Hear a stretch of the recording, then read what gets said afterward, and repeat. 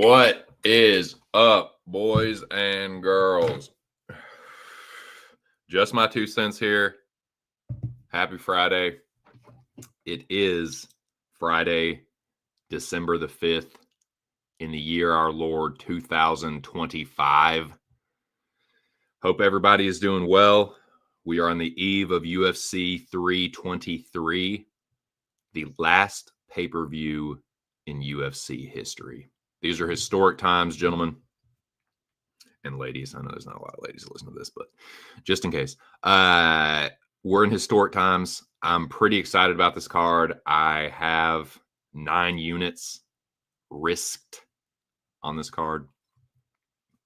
Feels slightly overexposed, but that has kind of been something I've changed up a little bit about my betting strategy recently. I have started to add more volume. I've been adding more props, and parlays have been about the same, adding some more underdogs too.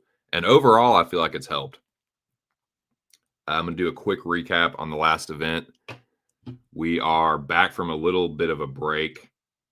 I can't remember if the next card is this following week or the week after, but then there's a huge break after that. Like last pay-per-view in UFC history, and then the longest break we've ever had, or the longest break we've had in a while after that. So yeah, this card and one more for 2025, and that's just about it.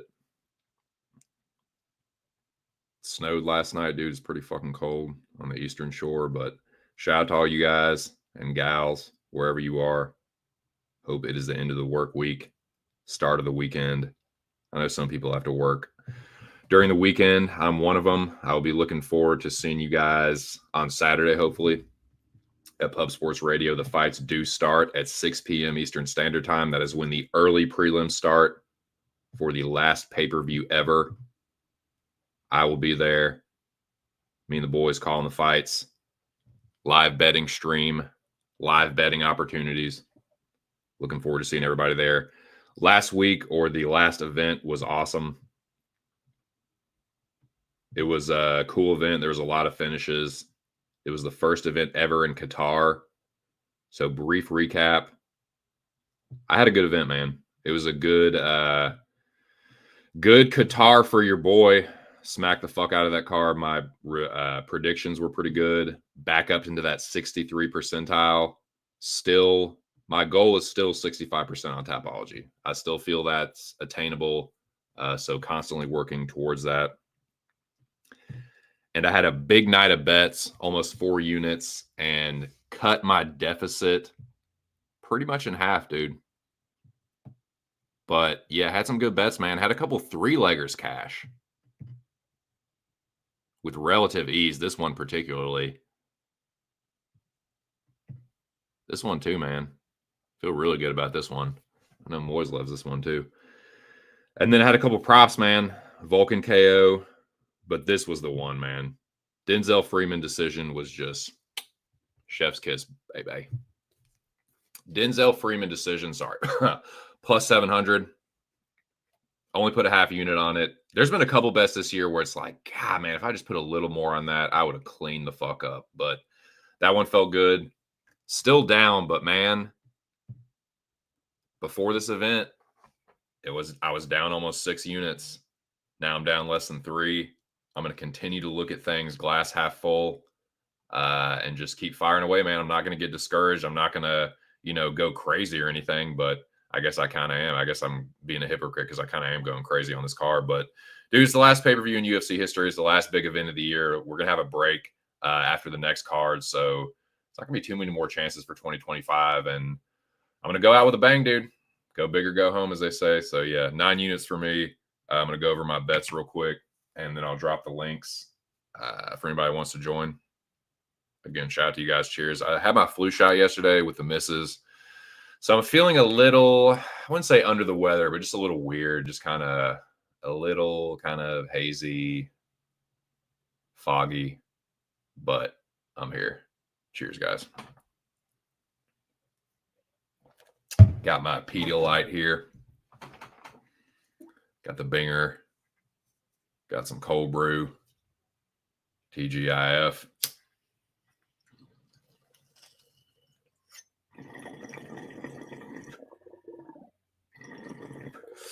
All right. Let's turn this into a winning streak. It has been such a fucking up and down year for me with my bets. Let's start a fucking streak, dude. Let's get a winning streak going. I feel like I've only had 1 or 2 winning streaks this year. And I know I've had at least one because I was in the black at one point briefly in like some point in June or July, but it's been a while, man. But yeah, I've changed the strategy up a little bit. I feel like it's been working more often than not, and I'm going to continue to do that. Now, speaking of recaps, check out the latest episode of the Locker Room Talk podcast on Pub Sports Radio. Every time there's a UFC event, me and the boys will be covering that, 6 p.m. Eastern Standard Time every Tuesday. Once NFL season is over, we're going to go back to the 8 p.m. premiere. But for right now, the next few months, it's going to be 6 p.m. Eastern Standard Time on Pub. The latest episode is up for UFC 323. It was a good one. It was a good time. It was a pretty quick episode, actually, for such a big card. But it was a fun one, man. Shout out to the boys. Sign up for the contest. Shout out to Swig Bets for running the contest. If you're a silver and gold member, get up in that Discord. It is on and popping. So, excuse me. These are,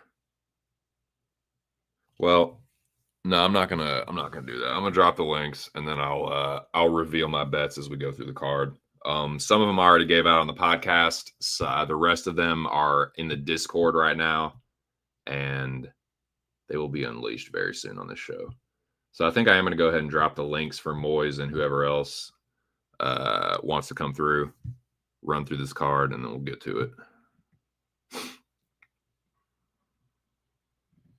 Again, sorry, I'm a little sniffly. I'm a little out of it, but whatever, dude.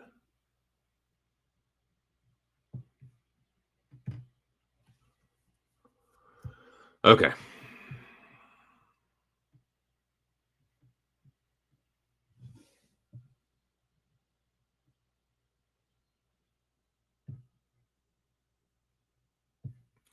I already have that tab opened.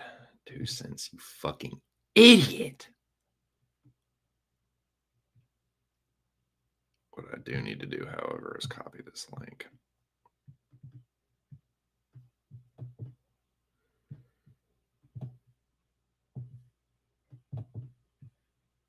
Copy the link, and then I paste the link in the group chat in the DM. There you fucking go, you smart-mouthed piece of Norwegian shit.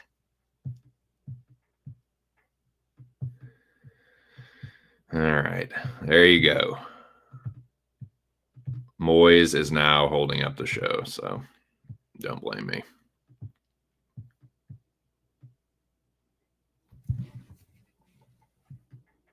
So, been talking about this for the last few weeks. It has been a thing for the last few years, brought to my attention originally by one Bo Jackson.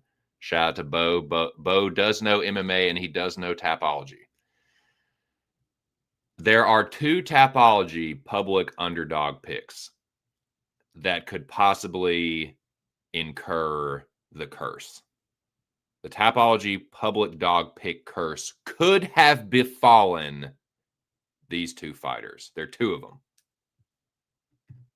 Nazim Sadikov and Brandon Moreno are officially your Tapology public underdog picks with over 2,750 votes at least for both of them. So they're officially public underdogs. It is not always, or the curse can be broken. Special fighters can break the curse, but fighters fall victim to it every week. I think Tagir Ulanbekov was one of them last week, if I'm not mistaken. So it definitely happens. It is definitely a thing. And I think it's important that people at least are aware of it. I'm not saying don't ever pick the Tapology Public underdog because they do hit sometimes. But just something to be aware of. And shout out to Bo Jackson. And shout out to the Dome, man. Shout out to the General. Shout out to Moiz, too.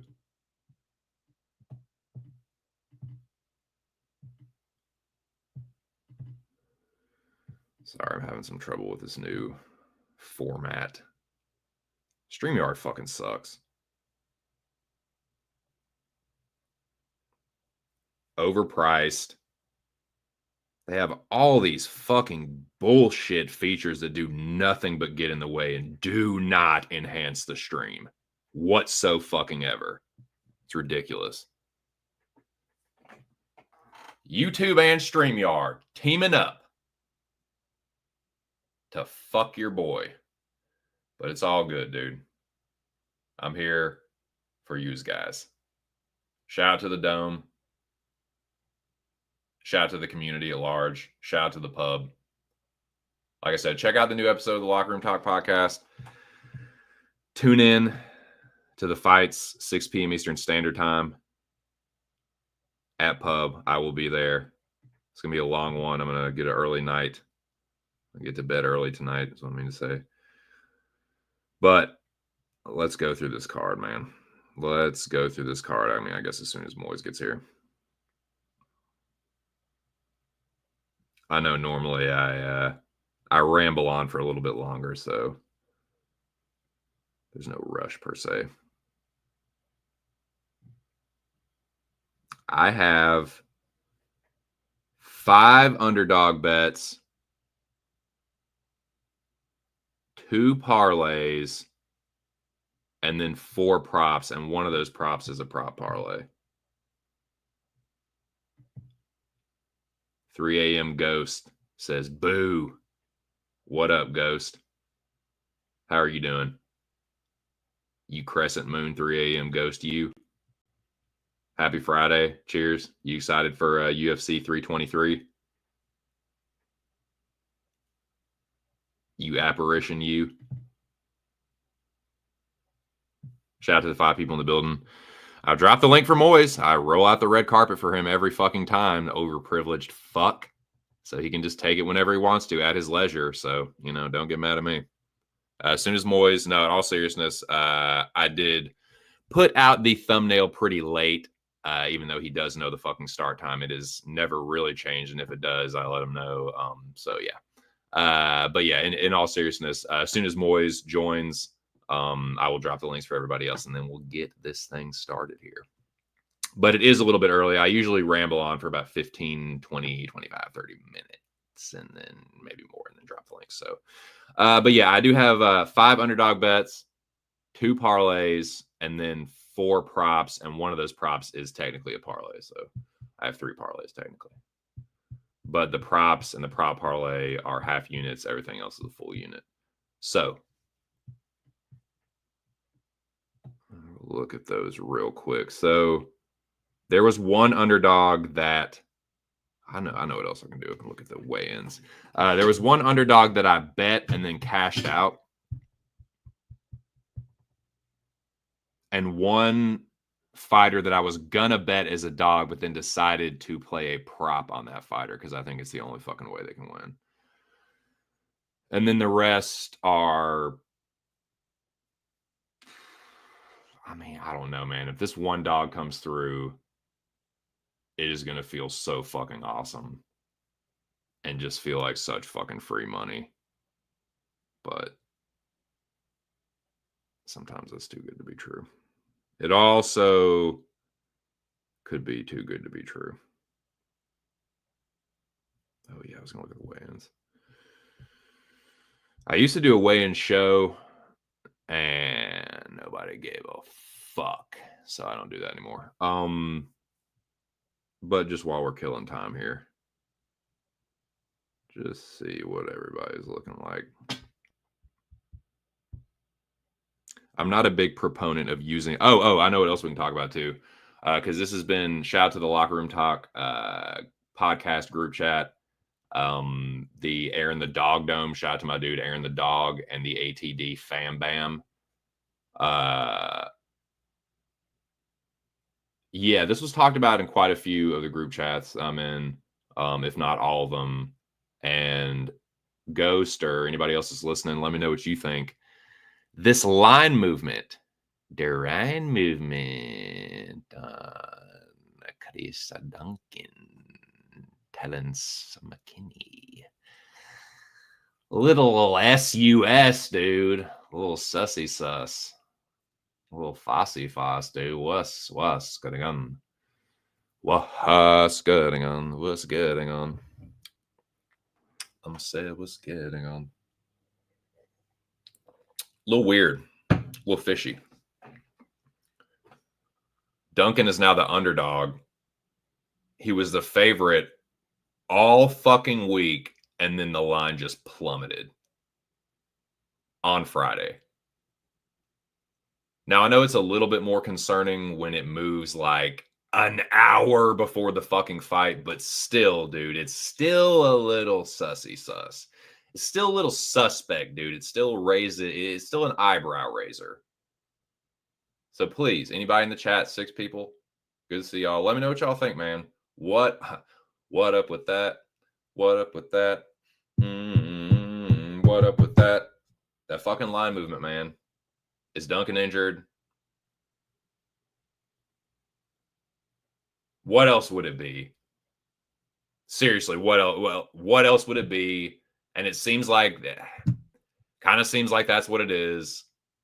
This is kind of like becoming the name of the game. The mask is kind of off now. This is the insider baseball of MMA.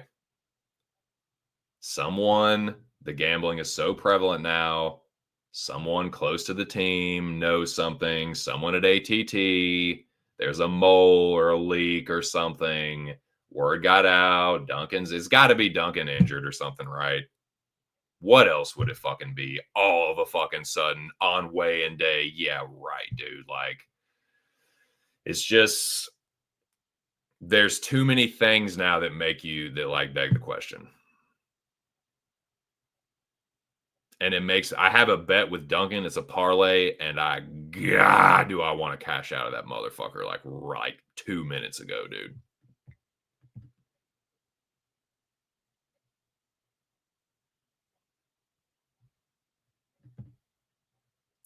Line tells me McKinney will hurt Duncan right out of the gates. Duncan just needs to weather the storm. Well, I agree with you, but I thought that was kind of the case even before this weird line movement. So I don't know that necessarily explains that.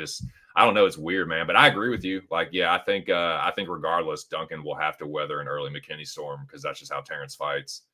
But it's weird, man. This is fuck, dude. Spectre, I don't know, dude. This makes me want to cat. That just skeeves me out so fucking bad about that Duncan bet. Fuck, I definitely need to repack the Kringer and just fucking think for a second, dude. I need to regroup. Need to get my fucking dumbass bearing straight. All right. Always something, dude. If it ain't one thing, it's another. Lord have mercy. Just drive a man to smoke. Drive a man to smoke weed. Got some white 99 from the government. My doctor prescribed medicine. It was cheap, though. I might get weed from the government, but you ain't busting my fucking head. Been around a little bit longer than that. I don't care how fucking good that shit is. I will never, and I mean Jeff in Richmond, ever pay 50 or more per eighth. Ever fucking again. I don't care if it is magical, take you to fucking Fantasyland with one toke. I don't even fucking straight up care for a second. I'm never paying that much. I don't even care to pay 40. I don't even care for that. Even that is just like, I just don't. I'm not going to do it. Don't tell me you're not going to do it. I refuse on pure principality.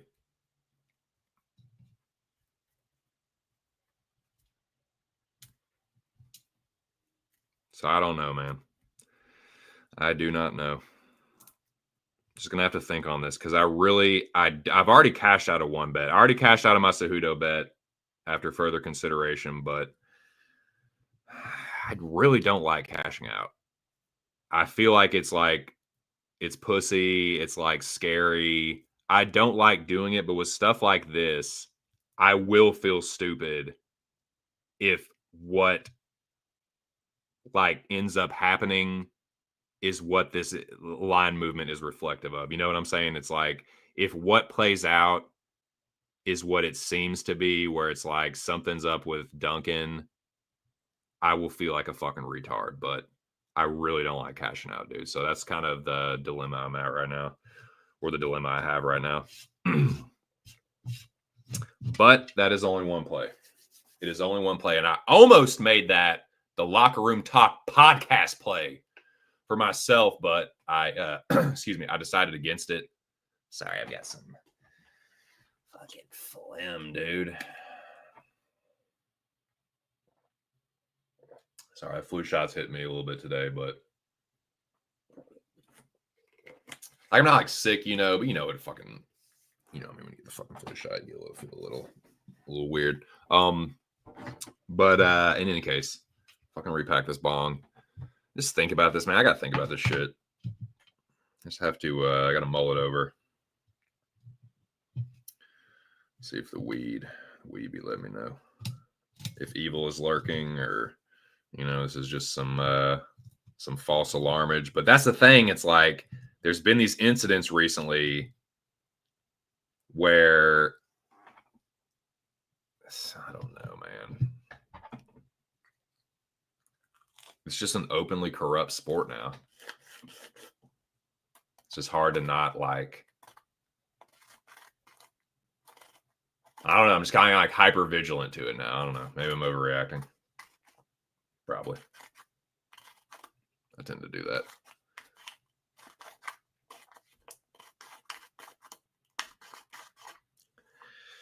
Could be an overreaction.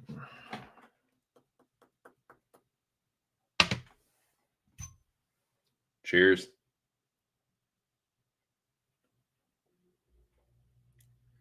Moiz, you have 7 minutes, and then I'm going to drop the links. And if nobody else takes it, I'm just going to start running through the motherfucker.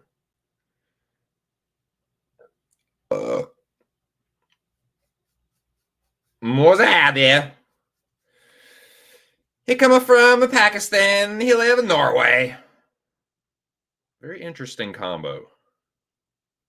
Actually, an insane combo. Insane, like,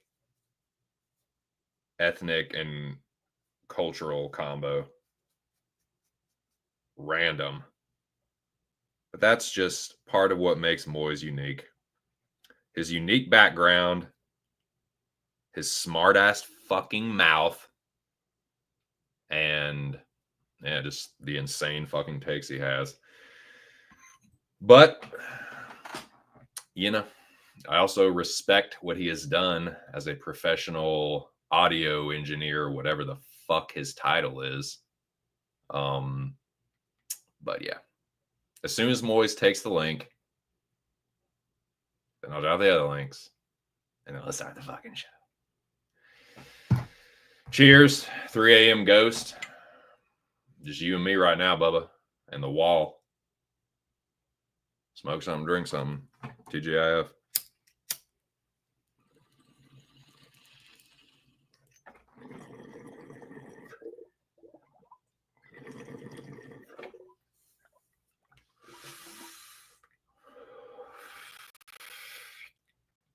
White 99, Cindy 99, and the white.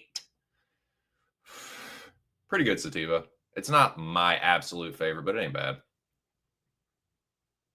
Gives me a little like anxiety, but not too bad. Not like overwhelming anxiety, but just like I have to stay in front of it. I got to like ride the wave a little bit, but it does help with like talkativity and like a little creativity. Not quite as much focus as I would like Feel a little scattered, a little anxious, but it's a pretty good sativa. But definitely one to be wary of if you have anxiety. But Cindy 99 is awesome. I love Cindy. Great sativa strain. The white is the one that can kind of be a little overpowering.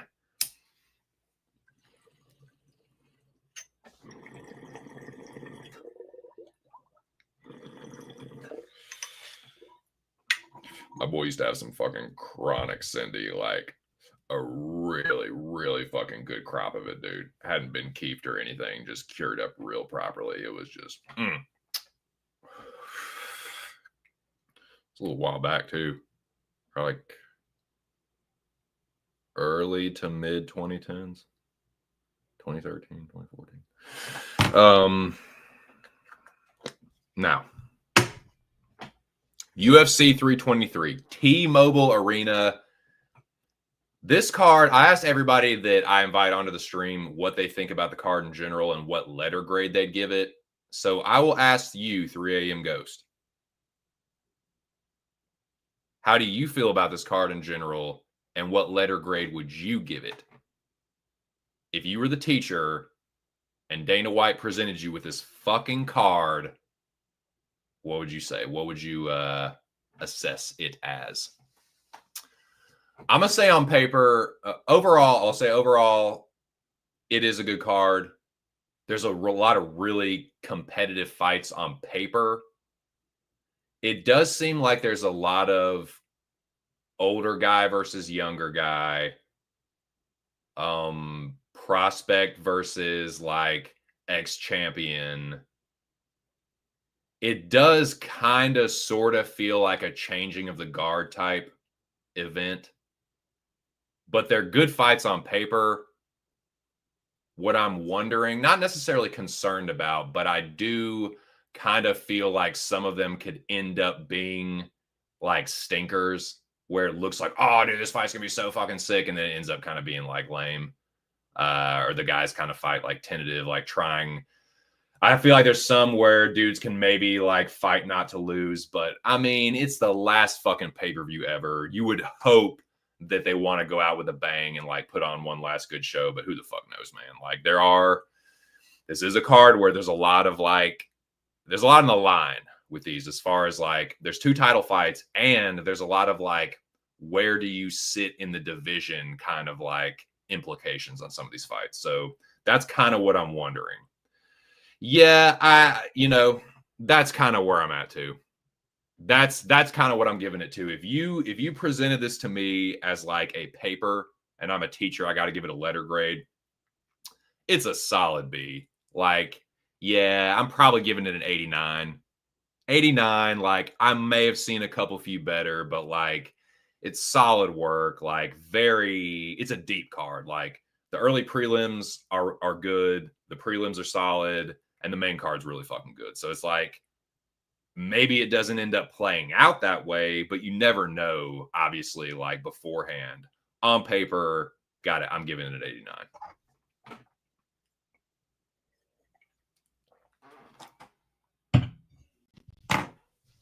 Yeah. Dude, the 2 title fights are fucking dope. They really are. Like, and there's a lot of just good fights in general. Like Sadikov and Ziam is a fucking dope fight. Like Duncan McKinney is sick, dude. It's like a 3-man tournament between him, McKinney, and Slava.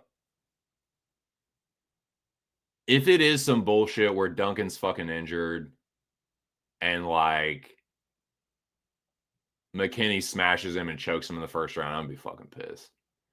Because I think without that, I think Duncan chins him. Like I think Chris slumps him. But why, dude? Why is there this fucking crash like that? Like every time there's a weird, every time recently there's been weird line movement in UFC, it's been some fucking like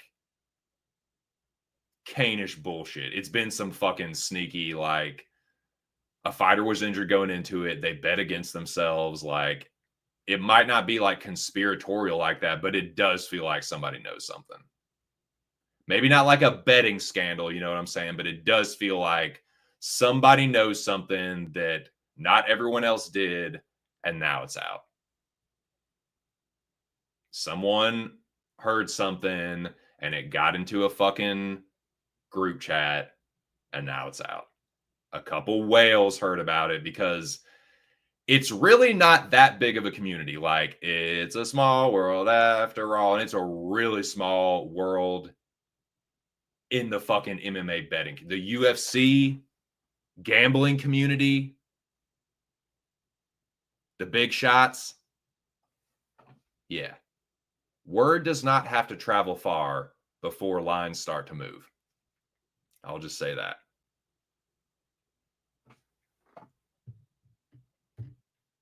What up, Sanjeezy? First of all, shout out to you. Cheers. Take another rip off this white 99, dude. Ferda.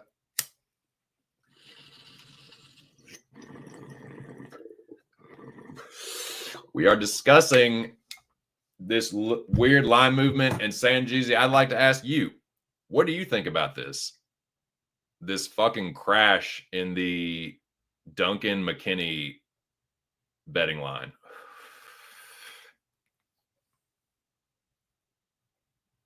I know, dude. What the fuck? Idiot, dude, it's really fucking with my head. I want to see what this fucking wiseacre thinks about it, dude.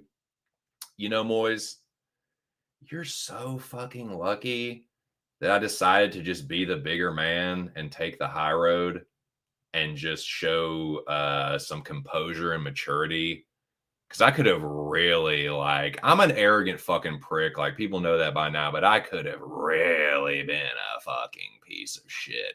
But I'm not, dude. I'm gonna fucking just humble brag and take the high road and welcome you. I you know, at the very least, like, Moiz, I think even you would agree. Are you not entertained? This is not why you are here. Like, I think everybody enjoyed that, dude. Very happy to welcome back my co-host and frenemy, Moiz fucking Audio. Hello to you.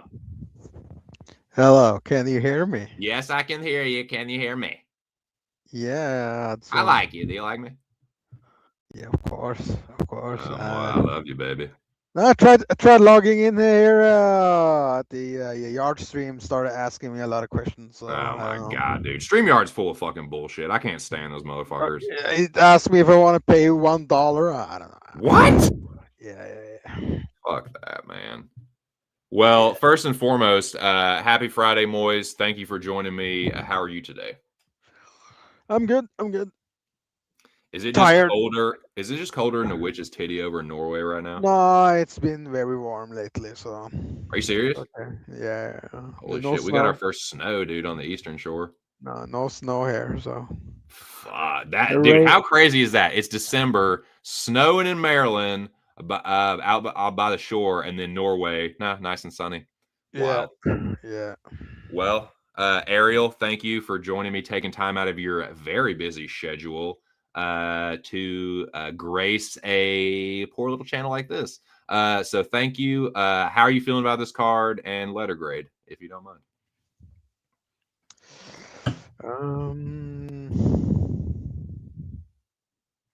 To be honest,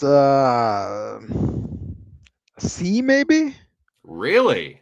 Yeah, I mean, Really? Well, please explain the yourself. only fights that's compelling are some of the prelims, some of the lower level fights. I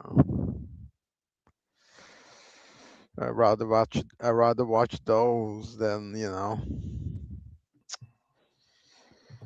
than I watch boring main events. Yeah, I do. I'm not concerned, but I do think it's a possibility that some of these fights end up looking better on paper than they actually like play out in actuality, you know. I said that kind of weird, but you know what I mean. You could be right. I feel like there is potential for this fight to end up playing out like a C level card. Yeah, currently the main card has 5 fights, so I don't know. Feels like Jalen Turner fight, the Ebo Aslan fight, the Marvin Vittori fight, the Macy Barber, McKinney, and Dawson fights are much more interesting in terms of entertainment value. So I feel like it is a deep card, though. I will agree with you. Like the early prelims and the prelims are pretty fucking dope. yeah. That could easily be a fucking fight night card. Just those fights right there. Now, if they'd change the rules and takedown defense was scored as a judging criteria, then maybe things would be more interesting. So Right. Well, Moiz, let me ask you, and you were someone that brought this up in the dome, man. What do you think personally about this line movement with Chris Duncan and Terrence McKinney? no, but it's a very steep line movement. It's not a linear regression. It's very steep. I don't have the right mathematical term to explain it. I need to figure it out. So in Well, English, I know what's called in Norwegian, but it's a lot of money, lots of money coming in. if you had to speculate, of course, we don't know. Like, I'm not gonna like hold you to your feet to the fire, but if you had to speculate, like, what do you think it is?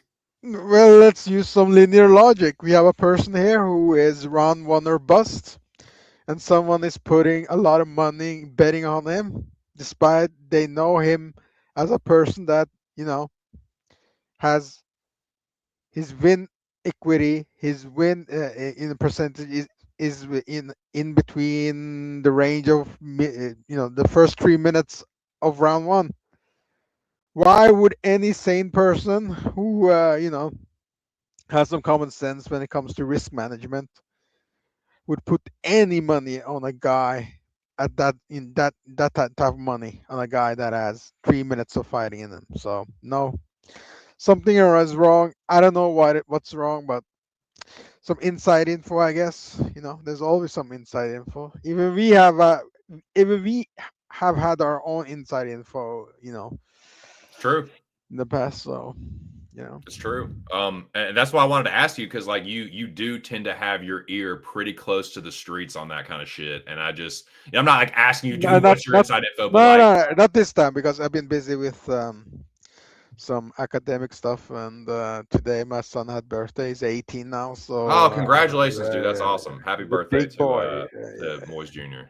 That's great, man. Yeah. So I've been busy, but you know, um, Fuck yeah, dude. Well, shout out to my dude Mills, man. I think Mills, he another family man. Shout out to you, my dude. He asked, should I bet McKinney or not? Man, I don't know. I have money on Duncan. I have Duncan in a parlay, but I'm glad you said what you did, Moise, because you're right. Like it doesn't necessarily. It's not like causal. Like it means Duncan is injured. It could mean someone just laid the motherfucking hammer on McKinney. So, yeah. there's no real way to know for certain. And I guess my just like, I'm so hyper vigilant and sensitive to like the greasy, like gambling, scandalous shit that's the first place my fucking mind goes to. That doesn't necessarily mean it's the truth. Like I'm half a retard. So, I don't know, man. It's just weird. But thank you for your insight on that. And yeah, all we can do is speculate, dude. There's no way to fucking know. But I dropped the other links, man. So, fuck, dude, it's your son's birthday. I'll try and get you out of here as soon as I can. But yeah, dude, I do have quite a do you have action on this card so far, or have you kind of hung back? No action, but there are some betting angles I'm looking at. So again, Nice. and on the lower prelims card, Hell yeah. lower level, yeah. Well, speaking of birthdays, shout out to my dude Joey DFS. It was his birthday yesterday, and he was drunk as a fucking skunk, dude. He was tipping the bottle back.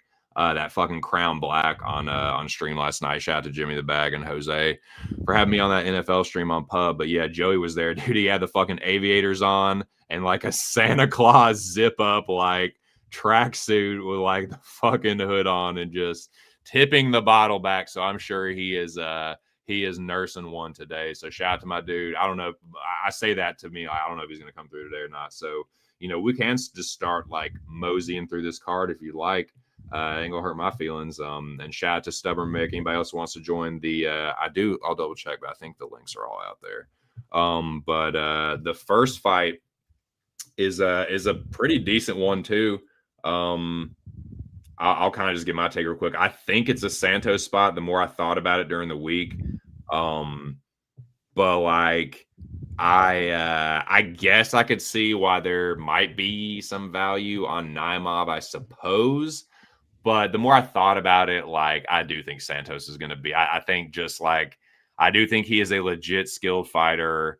I do think he did show some maturity in watching the Francis Marshall fight back and being like, yeah, I kind of lost that. Like I got away with one there. I'm not going to gloat about that. He did go back to the drawing board, looked even better in his return, and I think he's going to look even better here. It's not like Naimov's a bum, but he kind of like he does slow down a little bit. I think Santos is going to just continue to look better. And I kind of feel like he stops him. Like I kind of feel like he fucks Naimov up. But I mean, Muhammad is pretty tough. Maybe it's a Santos decision, but I do like it enough to put him in a parlay. I did just that. But what do you think about this opener? I'm staying away. I think both fighters cheat. Eye pokes and glove holding and holding the cage, and so I don't know. Didn't he miss weight, Santos? See, I don't know. I didn't watch the weigh-ins at all. Let me Did he? check. Yeah, I think so. Oh shit. Weigh in Titus too heavy. Okay, that means he missed. Yeah, he missed weight. So yeah, so best to stay away. I don't like Naimo. I don't like Santos. So yeah, pass. Yeah, I don't blame you. It is a little chalky for Naimov, or for Santos, but the more I thought maybe dude, is Naimov maybe a live dog. I don't think like I think there's a chance that like you said like it's kind of close, but I still think Myron gets it done. I mean we can make this one pretty quick, dude. Is there like when exactly does Mansour kill him? Like how long does it take? Like what does he do? Well, Mansour is a scumbag, so I don't like him either, and I don't think the betting line justifies his skills. I don't like Trocoli either. He too insecure person. So maybe the betting angle here will be, depending on the book, round 2 starts. Maybe get it on a plus 100 or something. That would be Right. very. If such line exists, then I'm all in on it. So Hell yeah. maybe let me check. I could check. Where is these betting lines? So I have this as my play minus 190, under 1.5, but bullies want to bully me. Man, please. I mean, That is when not. when has I this know a player scumbag, like you can't get bullied like that. That's just a joke. scumbag, fucking scumbag Malik won right, inside They're more both round. fucking weirdos, dude. They're both weirdos. But I will say that. he's a scumbag, yeah, that Malik guy. I know he plays the system all the time. So hold on a second, Brandon He Merov. likes me, bro. Give He likes me more than you. me So no, it's fine. where is his name? Moiz lives to basically like make me look stupid when I make a bad bet.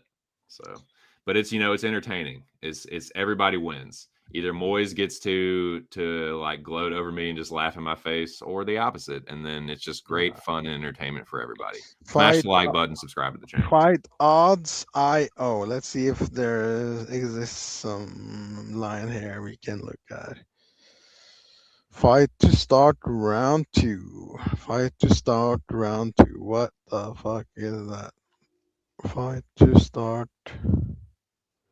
Probably round. plus. I mean, actually, I know it's plus money. I was looking at it the other night. I can't remember exactly what it was, like plus 180 or something, maybe more.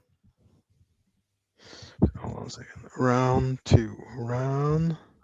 All right. Well, so while you're looking at that, I'll just go ahead and say I do. Yeah, Yes. it's plus 100 at Ooh, money came in on that.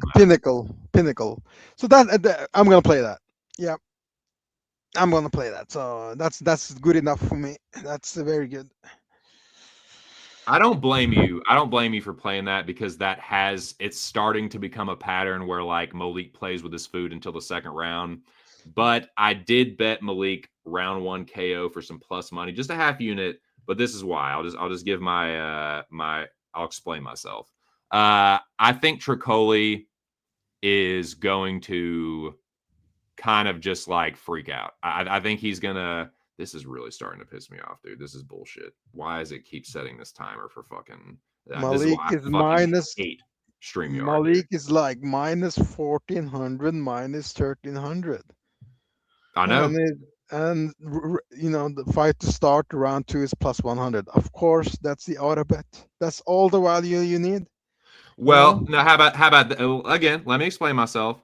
I do think that there is going to be a point though where this happens, where Tricoli, he's a dumbass. Like he's a retard. Like, and he look at a lot of these fights, dude. He doesn't always fight scary. Sometimes he like tries to mash on the gas. You can't really predict what a weirdo like that's going to do, or really Malik for that matter. But I do think like he kind of fucking smashes, like he fucking mashes the gas on Tricoli. He's chinny. I think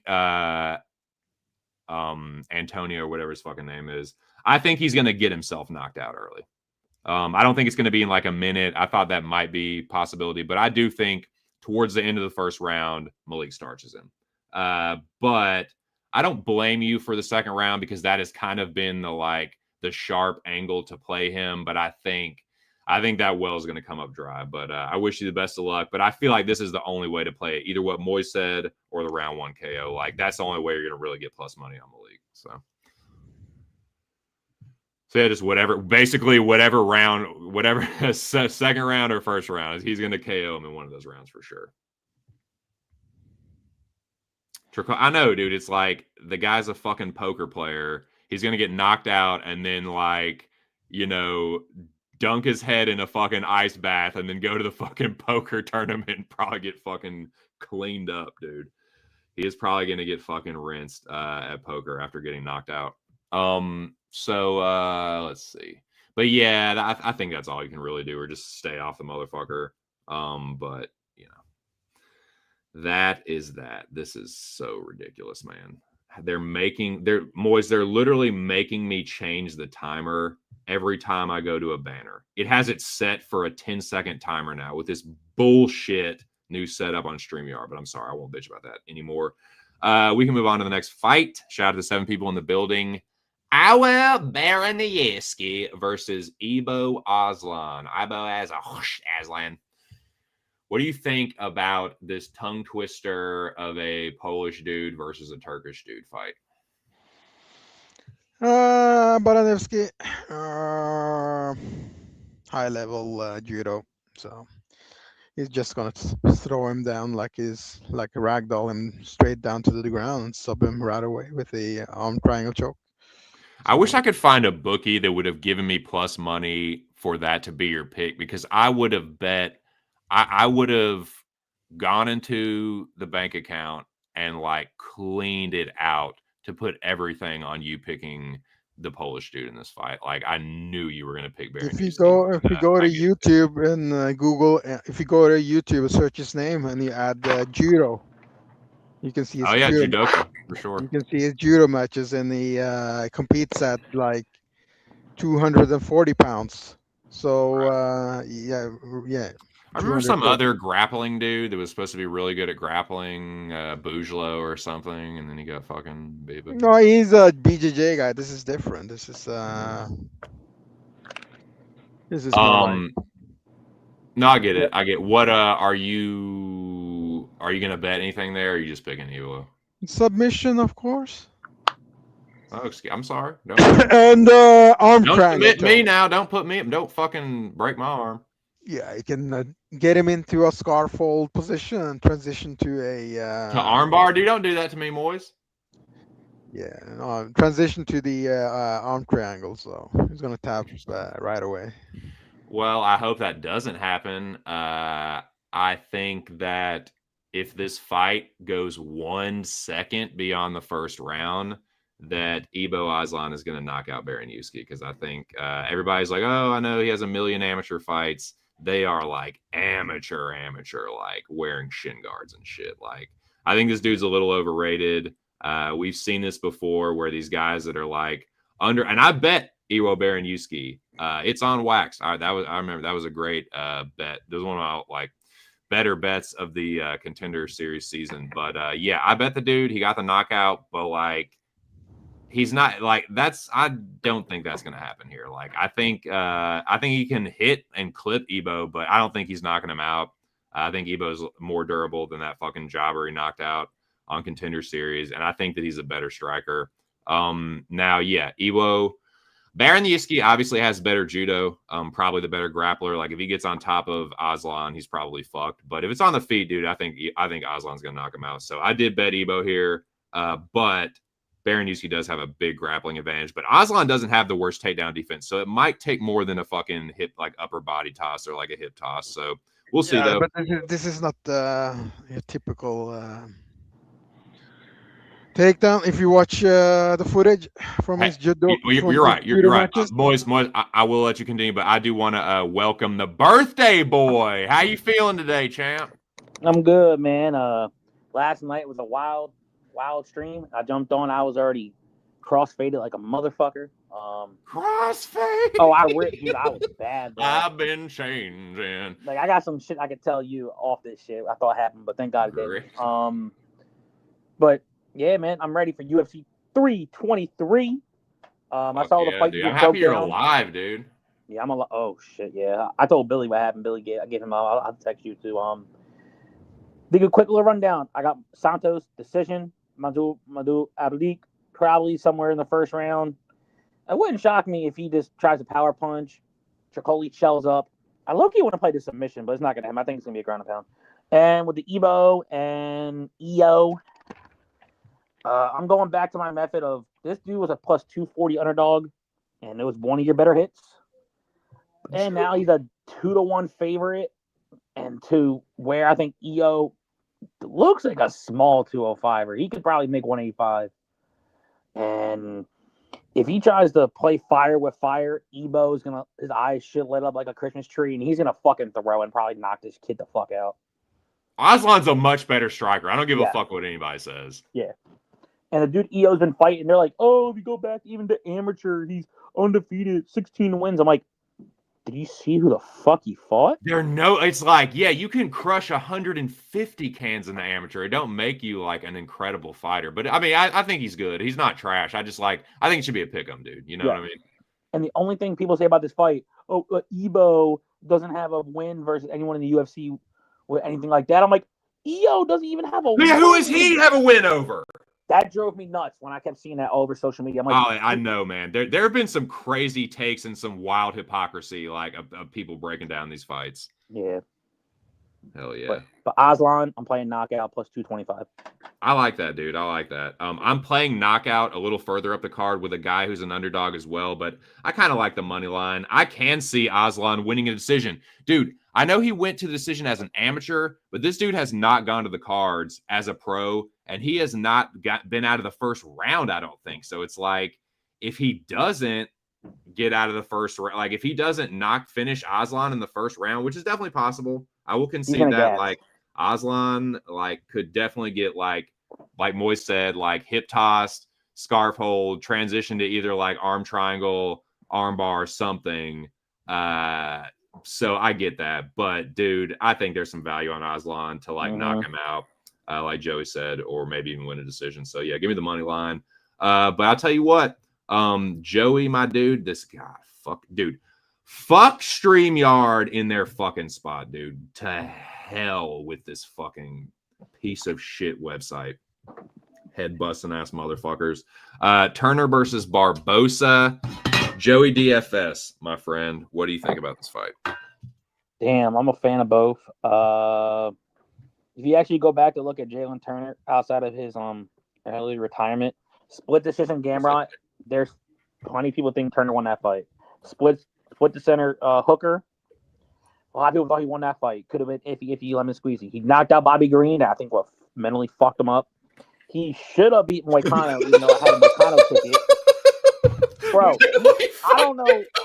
I forget who the ref was for that fight, but I think he changed Bobby Green's life. When you are bouncing a dude's head off the fucking ground, and the ref's like, "Oh wait, I'm supposed to stop this." That was such a late stop. That was a criminally late stoppage, honestly. Moicano, even though I had a Moicano by sub ticket, I was like, "Fuck, Moicano's done." I'm like, "Wait," and I hear TC, "The fight's not over." I'm like, "Wait, it's not over?" So, bro, I was beside myself. Yeah. And then Baja Mendez just called him. Turner's apparently been training with Ian Gary, I guess trying to set up some confidence, and he used him as a training partner. One thing about Barboza, he's 39. He did not. I rewatched that Close fight. Close was touching him the fuck up. And if Close had any type of like actual power in his hands, I think Close could have TKO'd him.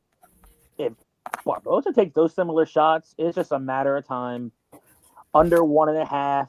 I think Jalen Turner. I'm leaning a sub because I think Barboza is going to try to clinch up, and Turner is going to get one of those front like headlock chokes, and that's where I'm leaning. I think Turner by sub. All right. Hey, buddy, how are you today? How are you feeling? Good. My child's not crying. Hello, Aaron the dog. I'm glad. I swear to God and my Lord Jesus Christ that I will not make Asher's currently in good spirits, so we'll see. Good. Hey, buddy. Yeah. What up, Neff? Well, dude, thank you for joining me, man.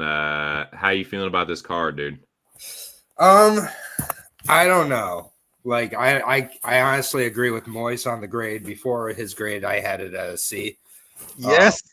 Like, it's fine. Like, I've given way more cards under a C this year, so like a C is a win at this point in the year. I'm tired, boss.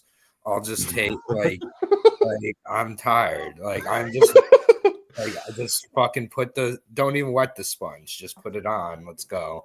Like is that funny, Ash? Ash, you're laughing at the idea of me getting executed. But there is some positivity though, because tomorrow Nicholas LeBlanc is fighting at Cage Warriors. That's so much better. Yes, thank goodness. Nicholas LeBlanc.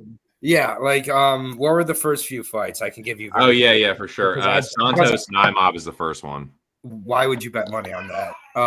That's gonna end in somebody. I don't know. Like I would say, like both guys are gonna get fouls on them. It's gross. I've never bet Naimov and been glad about it. So give me Santos. Nice. Then Malik Tricoli or Mansour Tricoli. Fun fact, I played poker with Tricoli way back in the day.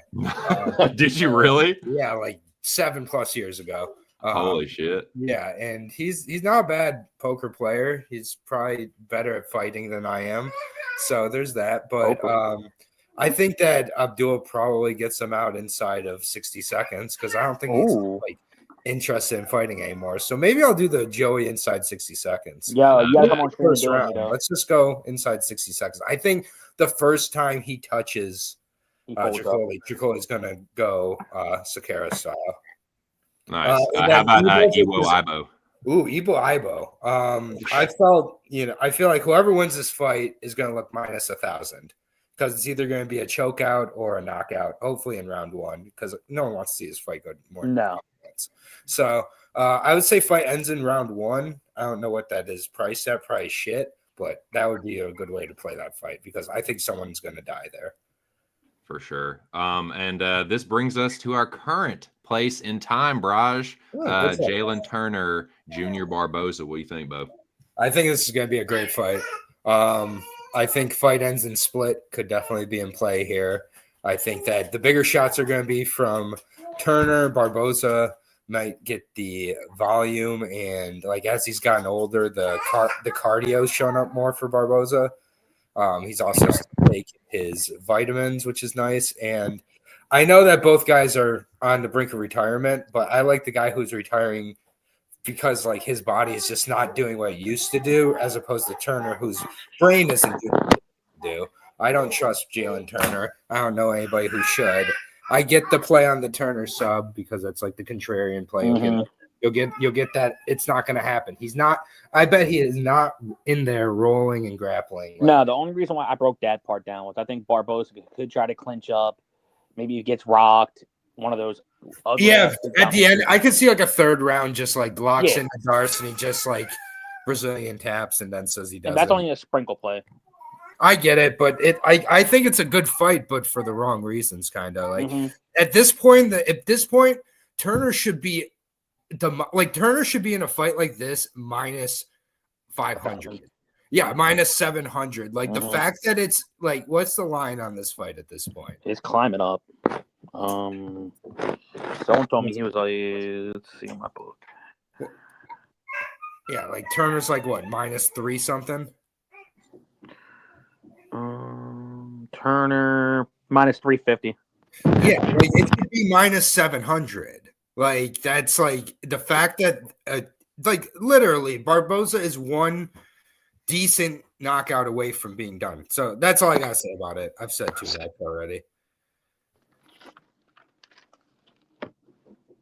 Sorry, I was muted. Darn, you fucking idiot. 2 cents. Pakistani Warrior Viking. What do you think about this? There's no need to overanalyze this. It's Turner round 1 KO inside 3 minutes. So 3 minutes. Thank you kindly. I was just about to say that. I like Jalen Turner inside the distance. That is a parlay piece for me. I think it was like minus 1. It was minus 1 something, but it was very parlayable, and I did just that. So this is dude. I'm about to snap, dude. I cannot fucking stand StreamYard. It's a piece of shit. Anyway, sorry. So Vettori and Hulk. I know this one is tough for Joey, but I'm gonna kick this one off. I watched this line early because we had a week off, so I had a good bit to look at these lines and just stare at them, dude. And I was just waiting, dude. I was biding my time and waiting for Sloth to hit plus money, and as soon as he did, I bet it. So I'm on Marvin Vettori here. Experience advantage, durability advantage, cardio advantage, just skill for skill advantage, I think, overall. And I think he wins this fight at a pretty good clip. I don't think decision is a terrible bet, but I mean, like, if Hulk slows down and Vettori takes him down and gets on top of him, I don't know, dude. I can maybe see a Sloth sub, but like, I think Vettori wins this fight by decision at a pretty high clip. So give me Vettori plus 100. I think the line is still bettable for Marvin. I don't know if it's playable up to like minus 180 or something, whatever he would say. But nah, give me Sloth here. Moiz, what do you think? I got Vettori round. Let's see, round 3 submission. I think Ferreira is going to gas out. Missed weight by 4 pounds. Didn't look good either. So Holy shit, did he? Yeah, Marvin's pace is way beyond better than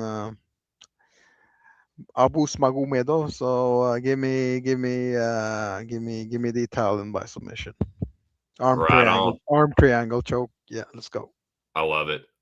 Joey DFS, what do you think about this prelim cracker? Yeah, I saw he missed by 4 pounds. I think 189. If that's the case, yeah, was literally just said. Go ahead. Hey, you'll play that.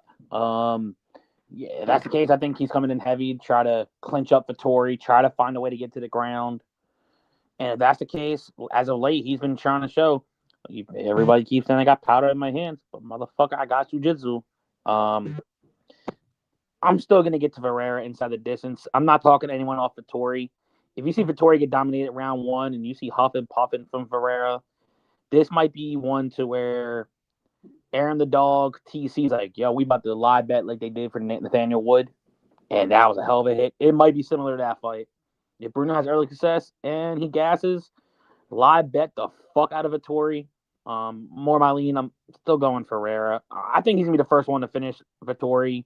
He hasn't looked good as of late. I know the level of comp's way different, but I know going through that family tragedy, either, you could definitely grow from that and like go from there, or that shit sticks with you and that shit starts fucking with your head mentally. But I'm going Ferreira. All right, now before I go to Aaron real quick, I gotta ask you. Yes, sir. You honestly think that Hulk is gonna knock out Marvin? Knockout, no. Knockout, no. Okay. Even though I think, do people eventually get knocked out? It's possible. I'm not going out there saying, no, it's not a knockout. I think it's more of a, if he does show who's stronger on top, maybe he can work a position. So how I thought about I'm not that confident to where I think if anything is going to be a submission. I'm not on the same confidence where I was with Armin, but if it does, it'd be probably by submission. He's not. If he knocks out Vittori, kudos, because that chin is on different levels of. Aaron, what do you think about this one? Yeah, I want to see how Vittori looks after round 1. 4-pound weight miss is not a deterrent to me. That's an encouragement. If anything, that's a professional weight miss. Don't miss weight by half a pound, man. Miss weight by 4 pounds. Like, get the maximum. Like, I don't like it though. So, like, usually someone like Ferreira, I've been waiting to fade since he got into the UFC. I faded him against RoboCop. Learned the hard way. I've been really resistant to believe in him. Now I'm slightly believing in him. So that probably means he's going to lose. I think Ferreira round 1 or Vittori wins the fight. And I live bet him after round 1. Yeah, I think that's kind of the way. I'll tell you what, I will definitely be throwing some kudos the way of Joey DFS if Hulk comes through, because it does seem like, I mean, he's not even an underdog anymore, so I can't say he's a public dog like it does. But I mean, Vittori, I feel like should be the outright favorite anyway. I think it's insane to have Bruno as the outright favorite in this fight. Like, that's fucking crazy. I think the line is about where it should be. Minus 140, I thought. The line is about where it should be. No, I'll be honest. Even a Ferreira backer, I thought Vittori would at least be like a minus 140, minus 150. I could honestly see Marvin being minus 200 and see no problem with that. What has Hulk done to show he's minus anything over Vittori? RoboCop, get the fuck out of here, dude. Like, even though I called that one, but that was way before I joined the show. But like, what's his best win? McVeigh? No. Petrosian's okay, but his takedown defense is trash. It's RoboCop, Joey. That's not like that great. Not Boost. I'll give it to Aaron. Aaron was all over a Boost in that fight. And what's his best win? I guess Armin Petrosian. It's RoboCop. RoboCop and enough RoboCop slander, please. God, like Joey, like why? Like, I'm trying to take care of my child, but I have to tend to RoboCop. I know. Joey being stubborn. Yeah, but in any case, where are we? Everybody went on that one, right? Yes, sir. Okay. Alrighty. This is a really good fight. I really did my best to stay off of it from a money line standpoint because I think it's going to be really close, but I do think that it is going the distance. I think both of these dudes are good, durable fighters, and they both can win decisions. I get people wanting to play the inside the distance, but I guess the most likely scenario for that is Ziam getting subbed by Sadikov. I could see that. But I think that Ziam is good enough to keep the fight upright. I think it's going to be competitive in the clinch. I can see Nazim having success in the pocket with his boxing, but I think he is going to get touched up by Ziam on the outside. I think Ziam is going to snipe him a little bit and also have some success in the clinch. So I see this being a good competitive fight. I think it's going the distance, and I have that as a parlay piece. So that actually closes a parlay. It's a 2-leg for me, Turner inside the distance, and this fight to go the distance for plus 133. That's what I like here.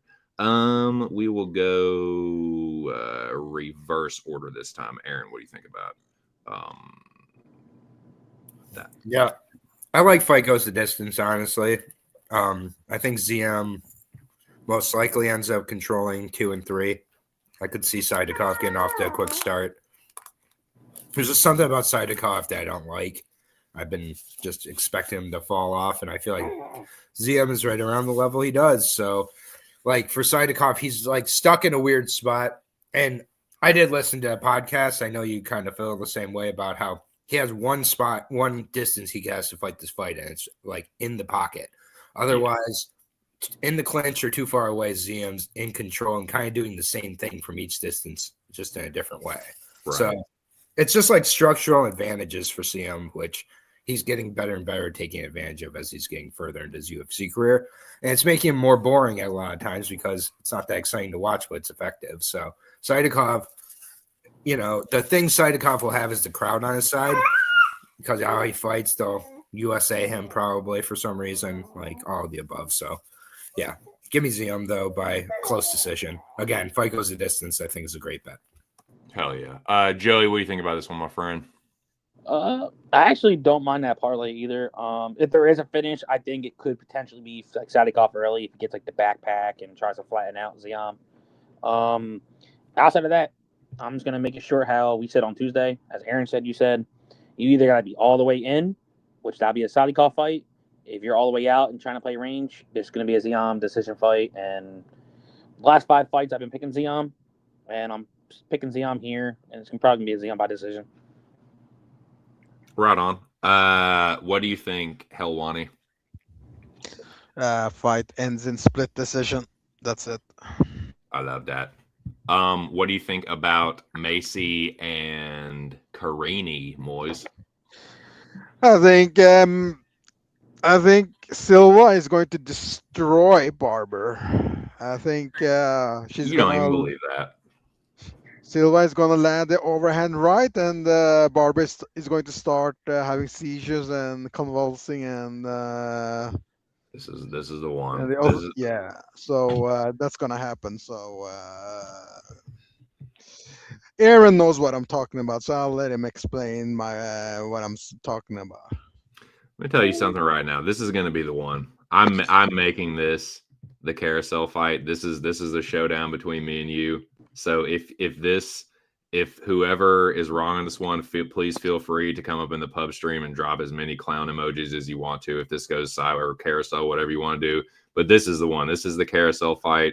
This is the showdown of the week between me and Moiz. We might have some more coming up on the card, but this is definitely one of them. Aaron, this is a wonderful fight. 2 just amazing female participants. Karina Silva, what was that, like a year or so ago before what? Amanda Lemos or something? What fight did she blow? Arujo. Arujo, sorry. Viviana Arujo, which is funny because on the Pub Sports podcast, you also forgot. Someone also forgot about that. It's such a forgettable loss. Then the worst kind of way. Right. And I also have a very strict rule. Once you get breast implants, as a fighter, I can't take you serious, male or female. If you get breast implants, I'm just going to have a part of me that believes you got 1 or 2 feet out the door. And I'm really happy for Macy Barber because now she can wear her bikini with the cross thing because her tits are big enough to hold it up. It's congratulations there. They're not even good fake tits, I'll say that. So whatever. It is what it is. I'm a child in the 90s. Give me Silva here by seizure-inducing knockout. Yeah, because people don't understand. This is a neurological problem she has. These don't get better over time. They stay the same. This is setting up so perfectly, dude. This is just. I will be on the stream tomorrow too. So they can, please, these type of neurological problems. They takes very long time. Will Smith's concussion explain this. Please, everyone, tune in. Pub Sports Radio. Fight start at 6. Might actually see the first death in UFC. Yes, I actually agree with Moiz. If there was, I wouldn't want to put money on it because I don't want to put it out there, but I agree. Everyone, please tune into Pub for this fight specifically. Joey DFS, please end this fucking madness. I sure will. Before I found out Macy had the seizure during the early week, I don't know why I was even picking Barber to beat Blanchfield, and Blanchfield was my girl. I just thought originally my game plan going to that was I don't think Blanchfield's gonna get takedowns, but I'll say this right now: if Barber is even close to 100%, I know she had 2 fights where she dropped. Unfortunately, she looked good on the scale. She looked good on the weigh-in. So see how she rehydrates.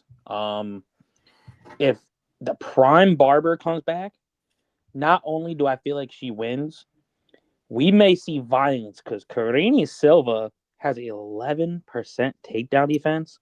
And what's one thing we know about Macy? She doesn't hold you just for time of possession and time of holding. She tries to elbow and punch a hole in your fucking face when she's ground and pounding somebody. And 3 out of 5 losses from Silva's inside the distance. And I think it's gonna be like a round 2, round 3. I think Barber's gonna TKO her on the ground. Yeah, I but love it. but you're not thinking about this realistically because in the fight, who's gonna have doubts about getting a seizure while fighting? Silva or Barber? Barber is gonna be scared to death to Correct. fight tomorrow. Yes, You know so what I'm saying? everyone tune in to the mind reading of You know what Moiz. I'm saying? Moiz, I feel like There is no mind reading. She even admitted it. She had seizures backstage. I can Well, I feel confirm she like- had seizures. And Aaron, not Aaron, but some bird told me that that Valesca Machado, the Brazilian chick, she landed a jab on Barber, and she started having seizures in a sparring, not full From a contact. jab from Mersado. oh, is this a little Yeah. inside info that you're just now revealing? When you're sparring, it's not full contact; it's 50%. If a 50% Well, that's power crazy, can Moiz. get, I didn't know that. I've never sparred before, so I didn't Yeah. fucking know Yeah, that Mo, at come all. That's on. wild. so don't come Alright. here. So don't come here and tell me Barber is going to do. What Barber is most likely going to do is she's going to do the Jack Hermanson thing. Touch and go. Touch the leg, go. Touch your Boys, face, I go. feel like for all this yakking you've done, you better at least have a theory or some kind of like title to this this insane rant, this No, clout chasing rant on Carini Silva. like I said. I don't. No, you need to name this. You need to have a name for this, dude. Yeah. No, look. I have a I'm human side. looking. What am I I looking have at? a human side Where as do well. I? I don't think. Donde? I Where don't- do I look? No. I don't Up, think. I don't. look down. I don't It's think the around. Barber should be theory. fighting.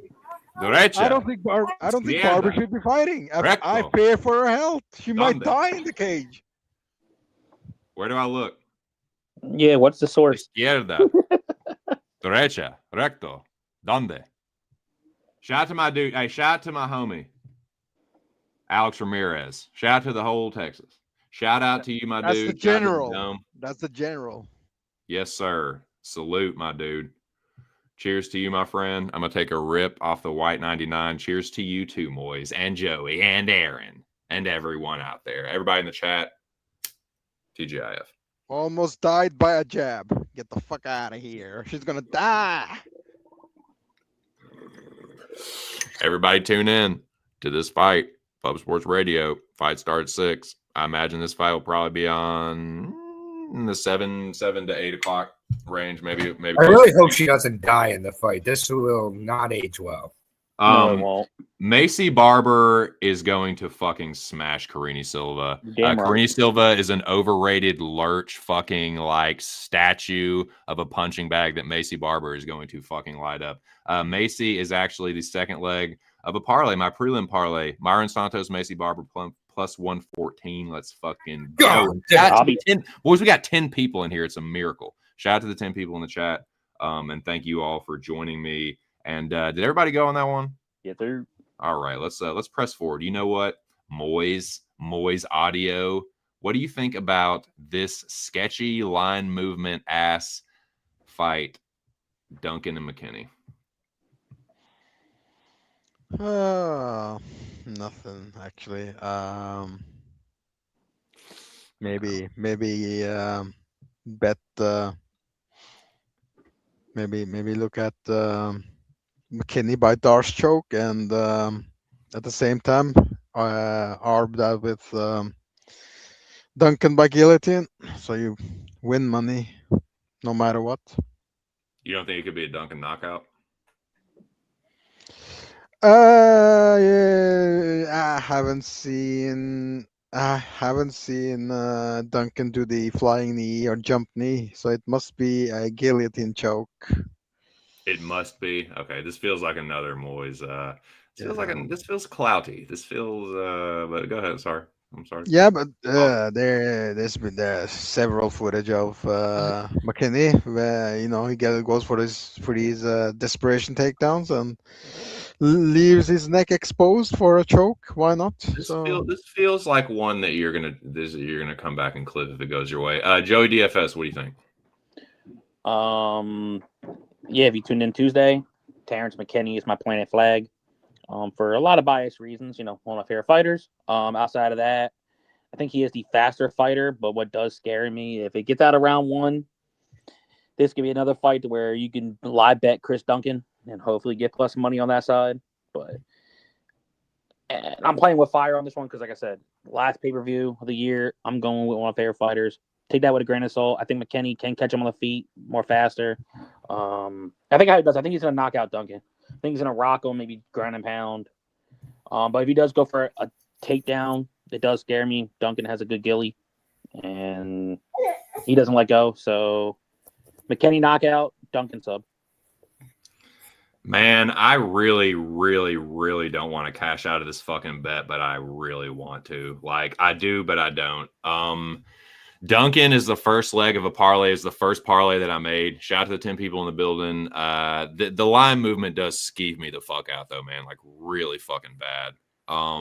But Moiz said it, like, it could just be some fucking fat cat, some whale just dropped Mjolnir on the fucking, like, McKinney money line, like, just hammered the son of a bitch. But it just, with this community, man, it just feels dodgy anymore. It always feels like there's somebody knows something that I don't anymore. So I don't know, man. If I really want to cash out, I'm not going to. I'm going to be a retard and just fucking sit, you don't necessarily mean anything. And it's probably going to fucking blow up in my face. But, yeah, I do. Like, I think even if Duncan is injured, I think there's a chance that, like, all he has to do, shout out to 3 a.m. Ghost. We were talking about that earlier before everybody showed up. And it's just like, yeah, I think weather the storm and then knock McKinney out. But like Moiz said, he could guillotine him. Chris Duncan does have one of the best guillotines in the game right now.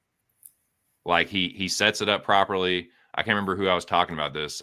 Maybe it might have been Stubborn Mick. Shout out to Stubborn Mick. Where he, like, Duncan, like, I don't even fucking know growling. I am the whitest of white belts. And like, he just sets the shit up right. When he pulls it, he gets his legs involved and he gets the right angle for the fucking when he cranks on it. So yeah, it's nasty. He could definitely do it to McKinney.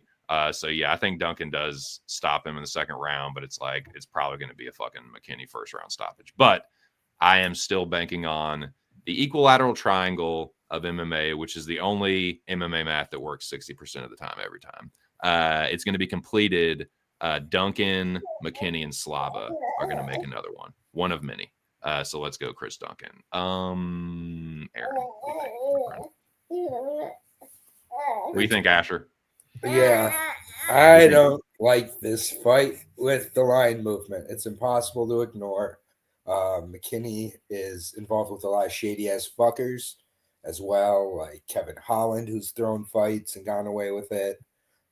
Kevin Holland's thrown like 3 or 4 fights that I've gotten to be lucky to be on the other side of. So I'm not complaining from a money perspective, but McKinney makes bad decisions. So I think he probably is involved here. And I don't know if he's involved in a reverse fix where he's going to throw the fight.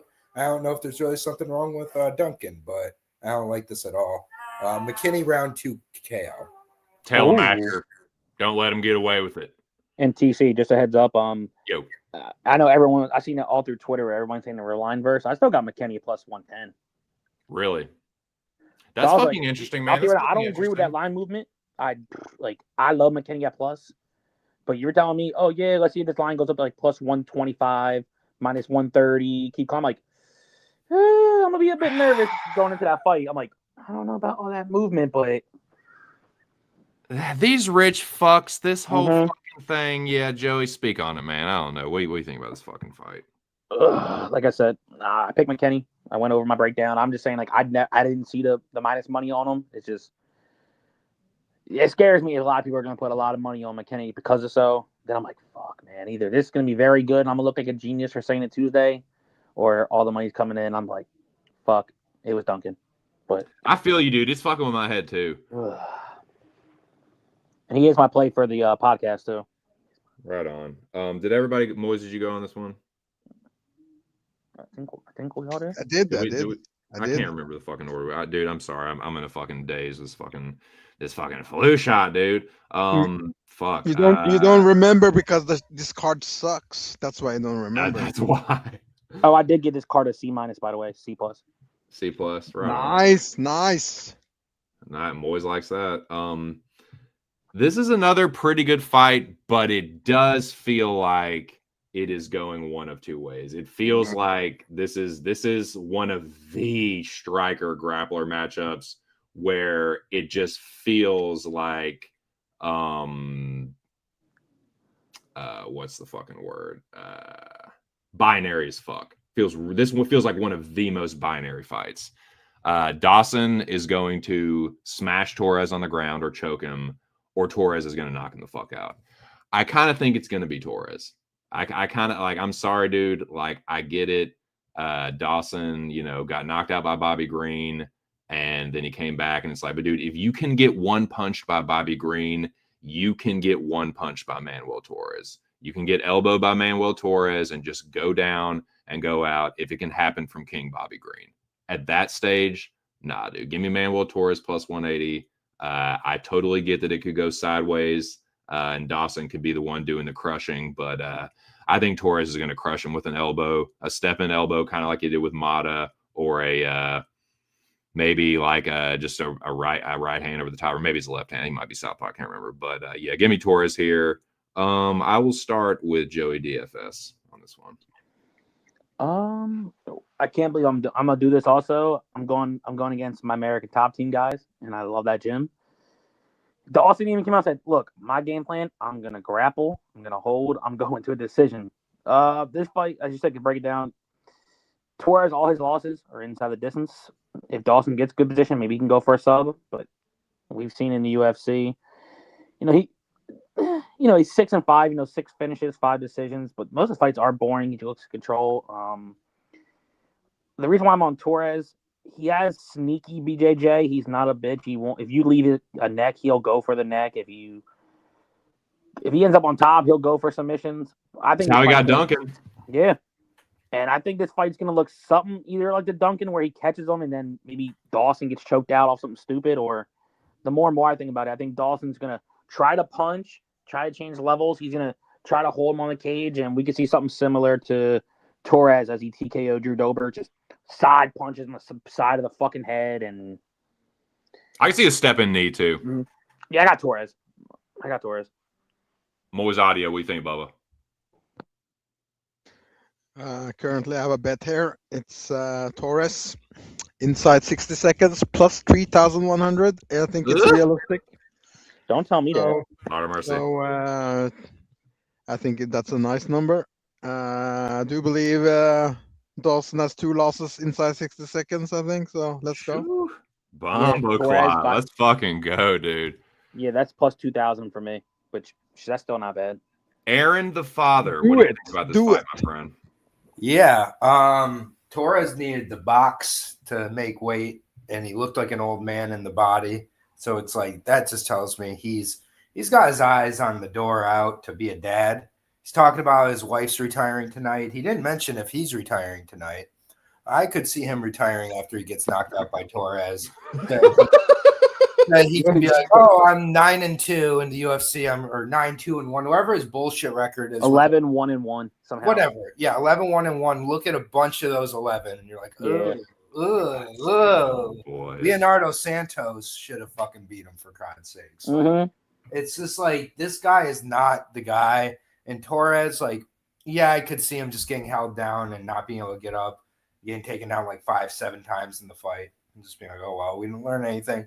But I hope he knocks him out. So Torres knocks him out round 1, and Dawson retires and becomes a dad. Let's fucking go. Squad ride. But pay attention tonight, though. If Dawson's wife loses, don't be shocked if he loses tomorrow. Because Dawson's wife does fight. I don't know. I think that's what. Yeah. The wife. Ella Dawson. Yeah. Who gives a fuck? Yeah, she's fighting. Joey, are you a psychologist now? Psychiatrist now? What's going on here? I don't know, man. Usually, if you see your significant other, either get their ass kicked, except it didn't work for the Bai family, except old girl went from Bai to getting pregnant by Raymond Delidze, but, that's a different type of talk.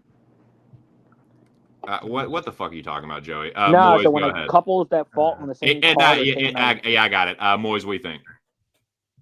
No, I said what I said. I said I've already bet Torres. I'm sorry. I apologize. On the next one. I-60, yes. Next one. I pass because I have no idea what's going to happen. As Mickey, he has a submission bet on Blachowicz. I'm like, okay, that's interesting. So I don't know. Pass. I have no idea. Right. I apologize. I'd kind of like moved on in my head, but I don't think I put the banner up, so that's my bad.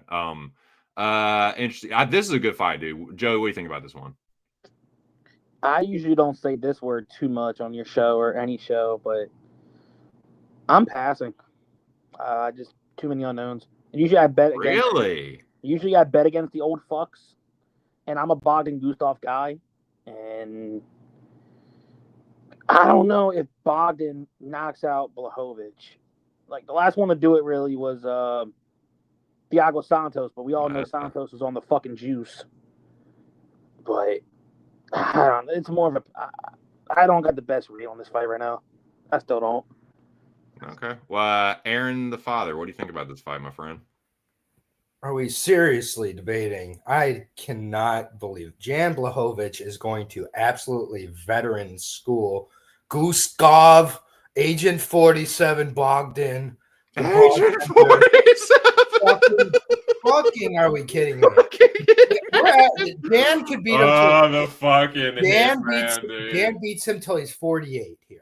So we got 6 more years till Bogdan Gustav is beating Jan Blachowicz. Give me Jan Blachowicz all day. The sub is fine. I think he probably knocks him out though, but fucking Jan is not dead yet. And Gustav is fucking terrible. Get the fuck out of here.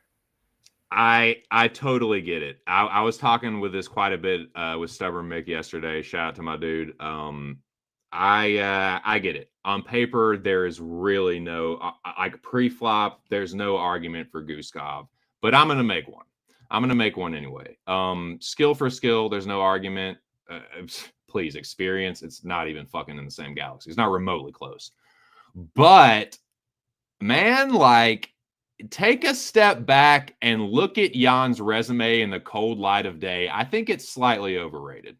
I'm not going to say like he's doesn't like clear Gustav in skill and experience and all that shit, but like I think his resume is being a little bit overrated, and I think he's being given a little bit too much credit for losses, and I see a lot of people doing that. They're like, yeah, and I get it. Like, of course, logically, sure, Gustav loses to all those guys, but you really think Gustav loses to fucking Patrick Cummins? You think he barely skates by a washed Jacare? You know, like I think that some people are giving Gustav no chance, and they're just like turning their nose up at him. You don't even belong in the same cage as Jan. And like, you know, Jan has gone into a couple fights like that himself, and more than once, and he's lost. The motherfucker lost to Patrick Cummins and Jimmy Manawa, for the love of Christ, my savior. So yeah, man, I think it's absolutely possible. And I mean, how many times do you motherfuckers have to be shown that when you're in your mid 40s, creeping up on your mid 40s, the bottom will just drop out all of a fucking sudden? It happens all the fucking time where it's like, holy, and this is what you're going to do. When Bogdan knocks this motherfucker out, you can be like, oh shit, Jan's washed, dude. Yeah, no shit, dumbasses. He's about to be 43. Polish power my dick. He has 3 fucking knockouts in the UFC against some of the chinniest motherfuckers I've ever seen in my life before. So yeah, I think there's absolutely a chance that Bogdan knocks his block off. Give me Bogdan by KO plus 230. I absolutely see a world where Jan subs him. Shout out to Stubborn Mick. Anybody that bets that, I think that's a great bet. Of course, Jan's a better fighter. He's also about to be 43 years old. And yeah, there's just going to be a fight. What? No, he's going to have to be 45 before the bottom drops out. Get the fuck out of here. This is like talking about a 90-year-old person dying of natural causes. It could literally be any day. It could literally be any fight. With a dude that hits like this, why not Saturday? Let's fucking go. Did anybody not go on this one? I think everybody did. Aaron, would you like to kick off another fighter that might be, I mean, he's pretty much said it. It's the retirement fight. Cejudo and Talbot, take it away, my friend. Yeah, no, I don't like this. This is another fight that like people are using as an example why this card should be rated higher. I'm using this as an example why it should be rated lower. This is going to be an awful fight. It's going to be not entertaining. It's going to be one person who's functional in Talbot, the other person who's not and collecting a paycheck in Cejudo. Cejudo doesn't wrestle anymore. He just goes out there and tries to keep it close, spar, get eye poked a couple times to get out of there with a DQ draw. Like, it's just, and Talbot crumbles at any adversity, but like looked a lot better against Lima and like looks closer to what he was originally projected at, but probably not that. But I mean, it's just, there's just an athletic levels in this fight that, and one guy who's clearly not really taking this serious in Cejudo. So I got to take Talbot, but I wouldn't bet him with this price, but I get the price. I kind of feel the same way, dude. I like just copy paste pretty much everything you said. This is one other one. Shout out to Mick again. I had bet Cejudo, but I did cash out of this bet, and I think the exact same thing happens to what you said. So, and this is the one fight, the only fight on this card I have no action on. This is the one fight I'm passing on. Joey, what do you think about this one? I remember making so much goddamn money on Peyton Talbot over Lima. I got called names, not by nobody on pub. I got called names by the public saying I was stupid. I was an idiot. I was a jackass. I wasn't smart. Y'all can all go suck a dick now. But realistically, Cejudo's way out. He already confirmed. I think they really want to see what Talbot does against one of the better wrestlers of all time. Barcelo surprised him. He lost. His takedown defense looked a lot better versus Lima. Except Cejudo is a better wrestler than Lima, but Lima's definitely going to try to throw out more submission looks. Cejudo's just going to try to transition, move you around, see how your cardio looks. I think Talbot wins. I don't know. I want to say knockout, but this type of fight where Talbot could use his range and try to keep Cejudo at bay and then win a decision. So I don't agree with the price tag necessarily, but I'm going Talbot. All righty. Ariel Helwani, what do you think? I don't like Talbot. I like his mom. She's very attractive. Yeah, regarding Lima, he was sick, so and he still went 3 rounds with a sick guy, so with allergic reaction and everything. So if they ever rematch, Talbot would do the same thing. Rematch, Lima destroys his ass. He tickles his butthole and he gets the win. So and Peyton just starts laughing, and then he fucking. Yeah, but Peyton's mom. Oh my goodness, she's beautiful. Well, they don't call it a shit show for nothing. Yeah, I don't know. It's a total pass. Like the only one I'm passing on. But I did feel grimy about cashing out and then be like, like there's no, I don't know, man. I feel like it's a Talbot decision probably. Maybe he stops Cejudo, but Henry is pretty tough. I don't know. But he is half-assing it. And he's just like Aaron said, he's just going into this fucking he's half-stepping. So I think Peyton could potentially finish him, but I'll say Talbot decision. Do you think that? Who do you think this? Kind of spoils the rest of the card. Who do you think is the least invested fighter on this card? I'd say in a win, I'd say Cejudo is. Henry up there for sure. Yeah. So and that's with a bunch of other guys on the card that were saying might retire, might be out. That's just and Talbot has a ton to gain, and if Talbot wins, even if Cejudo attempts 0 takedowns, people are gonna be like, Talbot beat an Olympic wrestler. Right. It's just and if he can't win this, Talbot should retire. I agree. Moiz Audio, what do you think about Thank you and Funko Pop Master Brandon Moreno? I don't like Moreno, so I'm You don't like you either, you fucking piece of shit. No, I'm just kidding. Go ahead. I'm just kidding. Yeah, I don't like Moreno. I do believe the upside here is Tyra. Yeah, give me Tyra by decision. Joey, what do you think about that ridiculous fucking take? No, I'm just kidding. He can win, I guess. What do you think, Joey? Yeah, I want to see if anyone knows this. Do you know when the last time Brandon Moreno actually fought a 3-round bout? It's been a long time. Years. November 21st of 2020. Ever since then, he's fought 5 scheduled bouts of 5 rounds and over. I'm actually curious how he's going to look into this game plan of hey, I got 5 minutes. Usually I can warm up for like a round and a half, feel a flow. Now you have 3 rounds, so you got to potentially find a flow early. If it stays standing, Moreno, way better boxing, way better crisp striking, good movement. One thing I do know is if Tyra is smart, he better try to close that range, get to the hips of Moreno, because Moreno does give his hips up a lot on singles and double legs. And he better find a way to keep him down because Moreno's like a cat and he gets right back up to his feet. For the division, it's probably best if Tyra wins. Moreno's already accomplished a lot. I like Moreno as a fighter. I was undecided on Tuesday, but my slight lean is Tyra. I think he's going to get some good transitions on the ground. I think he's going to work in some clinch striking on the cage. And, yeah, I think it's going to be a Tyra decision because Moreno's never been finished. Even though Tyra said, I want to finish Moreno. Like, yeah, and I want to have sex with fucking... All right, Joey, thank you. Appreciate the game theory. Moiz Audio, what do you think? I already said Tyra by decision. I'm sorry. You're right. I'm sorry, dude. Aaron the dog. Aaron the dog. What do you think? Yes. Yeah, I know. I've heard a lot about how Moreno fighting 3 rounds, so it's automatically a disadvantage for him. It's a really weird theory, but I guess it's just like it's the weirdest. It makes thing. no fucking sense. Like, now he's bad now because he fights. Like, I never said he was bad though. Like I hope someone in the camp maybe mentioned to Brandon that it's 3 rounds, but in case they didn't, and he goes in there in a shell shock going, Brandon, you have got to remember this is 3 rounds. After 50 minutes, he's like, "What? Oh no!" Wait, I thought we had 2 more He rounds. drops Man, like good cap. I've like heard it a bunch of places too. It's weird.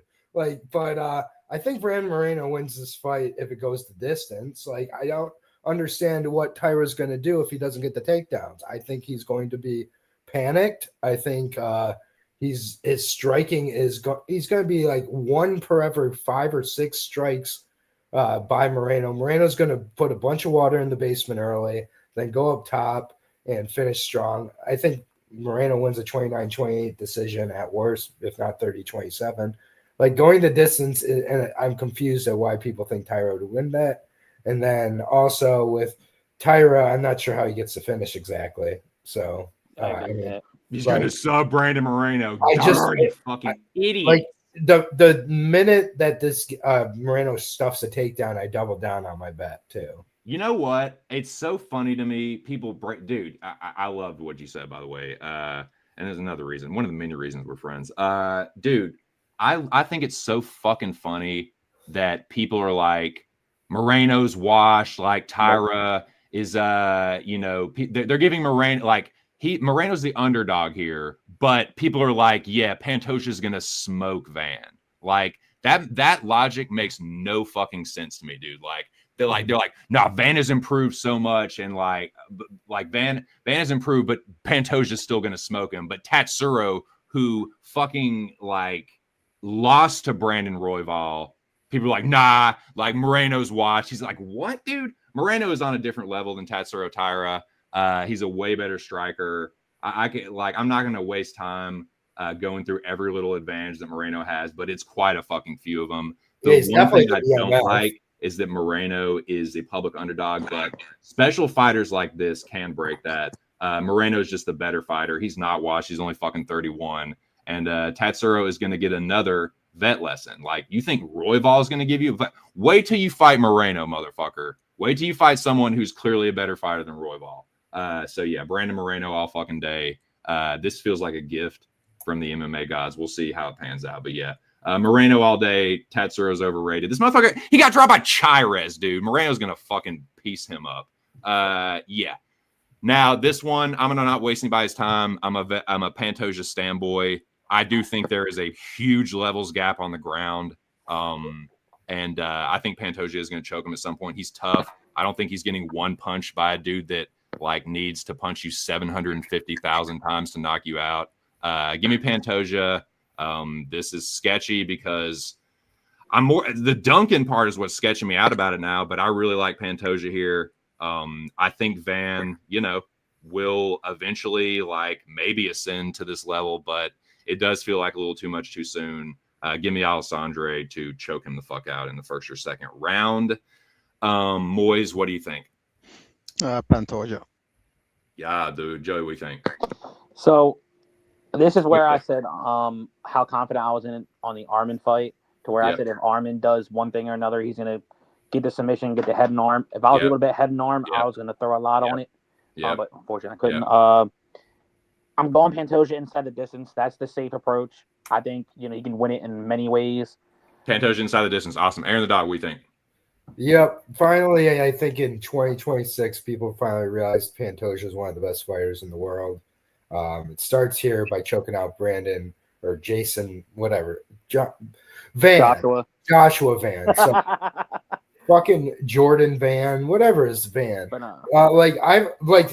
I mean, I saw him that second or third fight of his career with Fury against that Jackson guy who's fucking terrible. I don't think he's ever improved that jiu-jitsu. So I feel like Pantoja knows what he needs to do, gets it done early. Yeah, I'll save my hot take for the show tomorrow. Oh yeah. We'll have plenty of time to go through that. Yeah. So yeah, but I know it's getting late for Moiz. I'll tell you what, Joey, why don't you kick off this this next title fight, the main event for the last pay-per-view ever? What do you think about Merab and Jan 2 rematch, Duder? If I'm doing very well at the end of the night,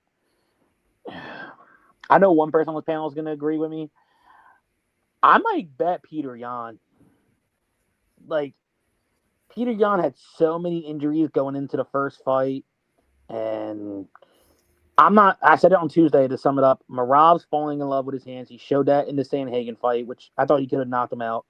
He might get too confident in one of these fights, and he's going to go against a striker that can absolutely turn his lights out. If Merab just does what he does, he's going to win a decision, but I low-key wouldn't mind seeing Peter Yan head kick him.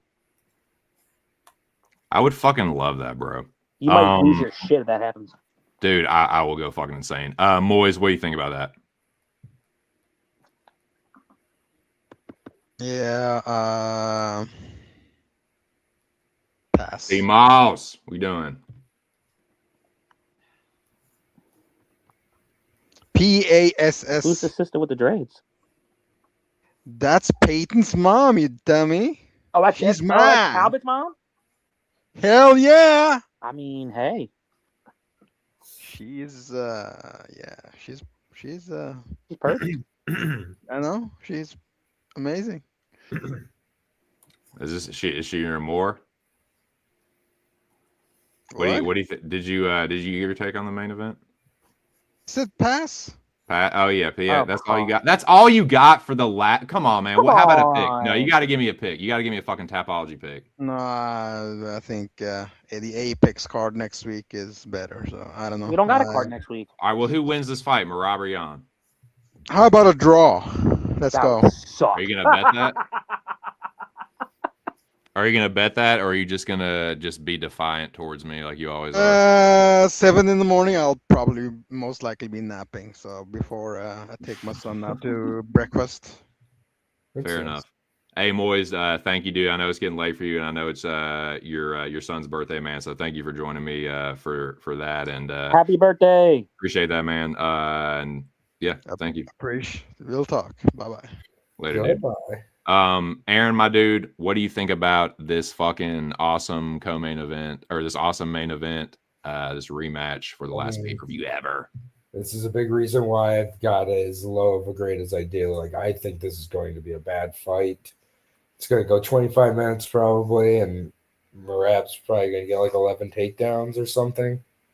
I hope that Jan sparks him somehow, and that could happen. I'm not betting it. I would be shocked, but if it does happen, it wouldn't be the most shocking thing. You see in a bunch of Merab fights, he should have been finished, several times, and just doesn't. And then he was by Stotts early on that fight. So sometimes, you can kind of catch Merab before he's ready to get going, that Mariah's fight as well. Right. Where Mariah's playing refs would have stopped that fight. Oh, yeah, he was getting fucked up. He went face down. And like, it's like, again, like he's been finished by Ricky Simone. Like, I don't care what anybody says. He was finished by Ricky Simone, and the ref didn't do his job, and then made him look tougher than he was. But Ricky Simone finished him. Oh yeah, he stopped. He was like he was involuntarily moving because he was like half conscious. He was out. He was out. He wasn't half out. He was fully out, and the ref just his legs were kicking. And then he came back too because it was but like either way, like there's been a lot of fights again. Like Merab is like, I don't know, man. Like I get it, he's doing real well, but I feel like he could really want to test the stand up at first. And if for once Peter Yan's actually aggressive in the UFC, I know it's been a while since he's been aggressive, so probably won't happen. But if he is, Yan should realize his best chance is to get him early before he's warmed up. That's when other people have gotten him. It's when, like, if Merab gets into a rhythm, Yan's done. Yeah, I agree. I mean, this is another one where it's like the Pantoja fight. I'm a fucking Yan standboy. So I'm going to bet Yan at plus 340, like, absolutely. If I, like, I'm perfectly fine going down with that ship. That is a lot of fucking value on a really, really fucking elite fighter. Like, I get he looked terrible against Merab. He also had a fucked up hand and fought off like 20 fucking takedowns. Like, Yan is an elite fighter. I think he did kind of fight down to the level of competition against guys like McGee and stuff. He's still a good fighter, but like, he really wants his fucking get back here. And I think if he's coming into this fight healthy, there's a really good chance he could fuck Merab up. Like you said it, dude, there's been plenty of chances where Merab has just like gotten away with one. I think Yan does get his revenge. It could be hoping and wishing, but it's like, I don't think this fight is going to play out the same way. And I actually don't think, even if Yan, like say Merab wins a split, I still don't think it's going to be as dominant for Merab. Like, I don't think he's something where it's like, he's 35 now. I don't project him to just keep looking good and keep looking better and keep looking better. Like, I think you can kind of not necessarily game plan for him, but like, Jan's fought him before. I think that does kind of matter. And I think he's going to get his revenge, dude. I think he's going to clip Merab. So I took a little poke on Yan, KO plus 950. That does seem a little wide. Maybe it's a fucking like decision, but like, I can see Yan winning 3 rounds. I can see him winning the first 2 and like 2 judges giving him the third or something. But like Merab, like, I don't know, man. Like he looked really, really fucking good against Sandhagen. He looked good against O'Malley, but like he's still getting clipped. Like he got clipped by Sean. I don't know, man. Like, yeah, give me Yan here, man. I think Merab might be a little bit full of himself here, and just be a little overconfident. So yeah, give me Jan's revenge. Let's fucking go.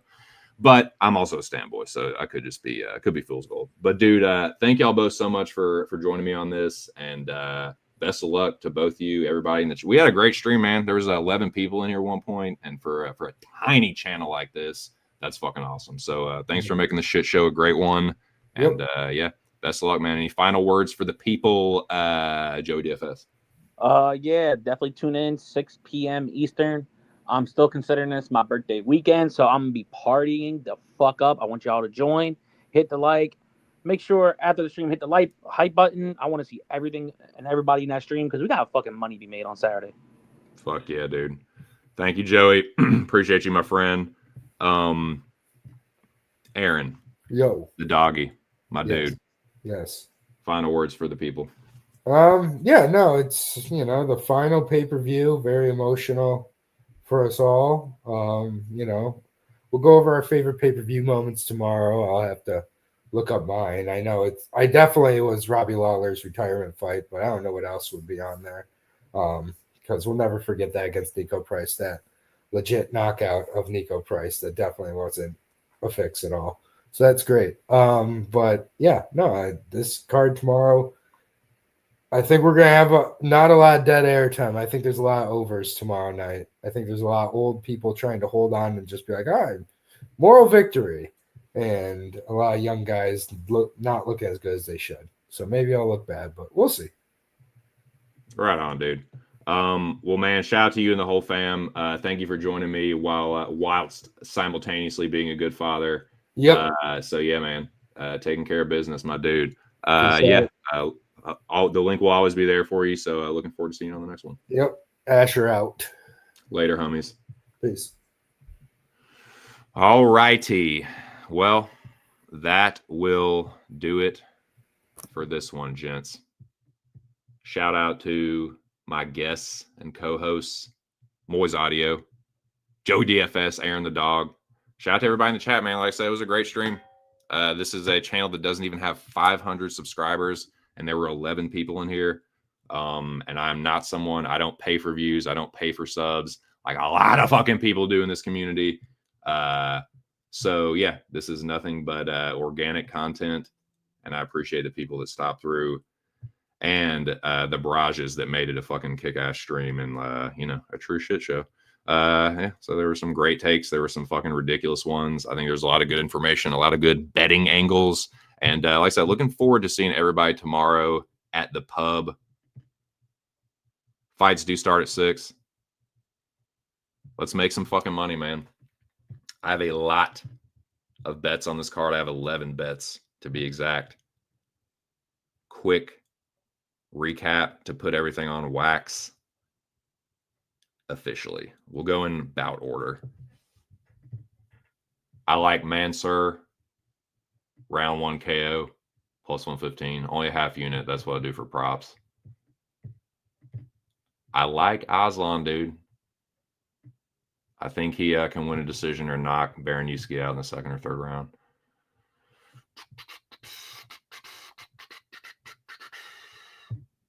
Sloth plus 100, dude. Get the fuck out of here. Please. That's such a fucking levels fight. It's not even funny. This is the first parlay. It's really greasy. It's a prop parlay, actually, so it's only a half unit. I need to make that clear as well. Edit. 0.5 lowercase u.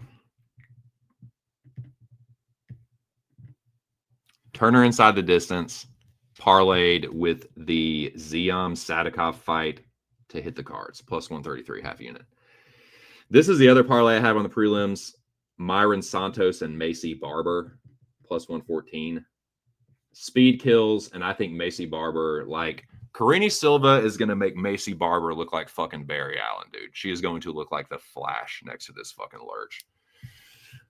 So yeah, I like that quite a bit. And I like Manuel Torres to knock out Grant Dawson, who maybe has his head in the clouds, maybe a little distracted with his wife fighting and, kid on the way. It's a little bit different when the kid's been born and it's like new father. That's like a fucking, dude, that's a fucking like energy replenisher. But there's a lot going on.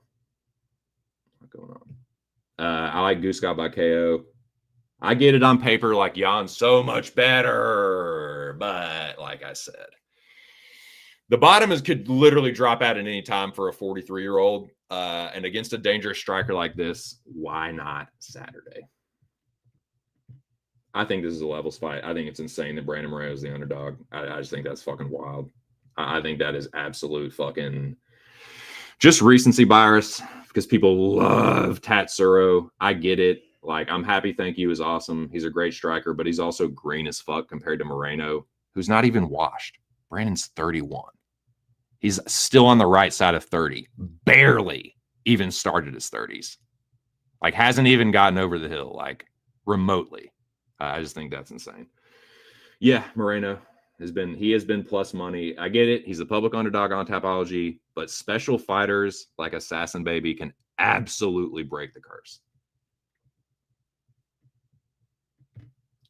This fucking parlay, I'm so skeeved about.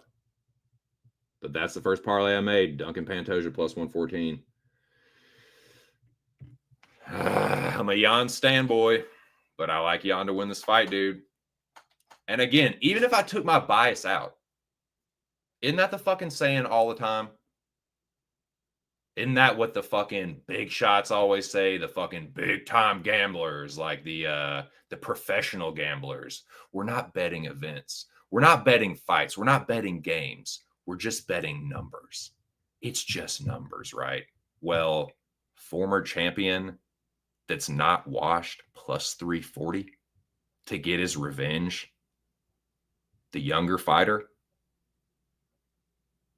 the more dangerous striker by a mile. Man, please.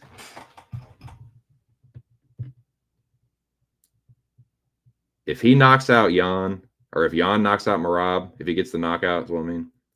That's the nuts. Is my big dude. That's my big dude. My dude, Big Show, likes to say. Shout out to my dude, Big Show. Appreciate the production value. He's responsible for the backgrounds, the overlays. Anything that looks remotely tight on this channel is because of him. So shout out to you, my dude. Looking forward to seeing you tomorrow as well. And yeah, that's going to do it for this one. Appreciate everybody that stopped through. UFC 323. I'm still going to give it a B+, dude. I still think it's a B+. I still think it's a good fight card. I guess better late than never with the disclaimers. Tail at your own risk. This is just for entertainment. It's not gambling, certainly not financial advice. If I say anything crazy, it's just my opinion. It doesn't reflect anybody else's. And conversely, doesn't reflect mine if anybody else says anything crazy. All right. That'll do it, man. Best of luck. I got five underdogs, 3 parlays. One of them's a prop parlay, and then 3 props. Kick ass, man. Everybody that came through. I'll go back through the comments, shout everybody out. Tony Sal, best of luck. T Moss, my dude. Hope to see you tomorrow, my friend. 3 a.m. Ghost. Dude, thank you for hanging tough throughout this whole stream. Best of luck to you. Moiz. Dude, thanks again, man. Happy birthday again to your son. Hope y'all have a great birthday weekend. My homie, the General. Shout out to the General, man. Shout out to the whole fucking dome. My friend Aaron the dog. Shout out to you and the fam. My dude Mills. Shout out to you and the fam.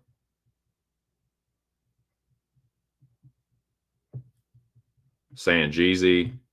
Thank you for stopping through. Hope you have a great weekend. Best of luck to you if you get greasy with this card. And that'll do it, man. 3 a.m. Ghost. I am about to be Ghost here myself. Yes, indeed. Let's fucking go. Let's fucking kick some. Let's whip some ass, boys and girls.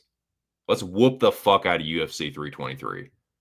Shout out to all y'all. The fights do start at 6 once again.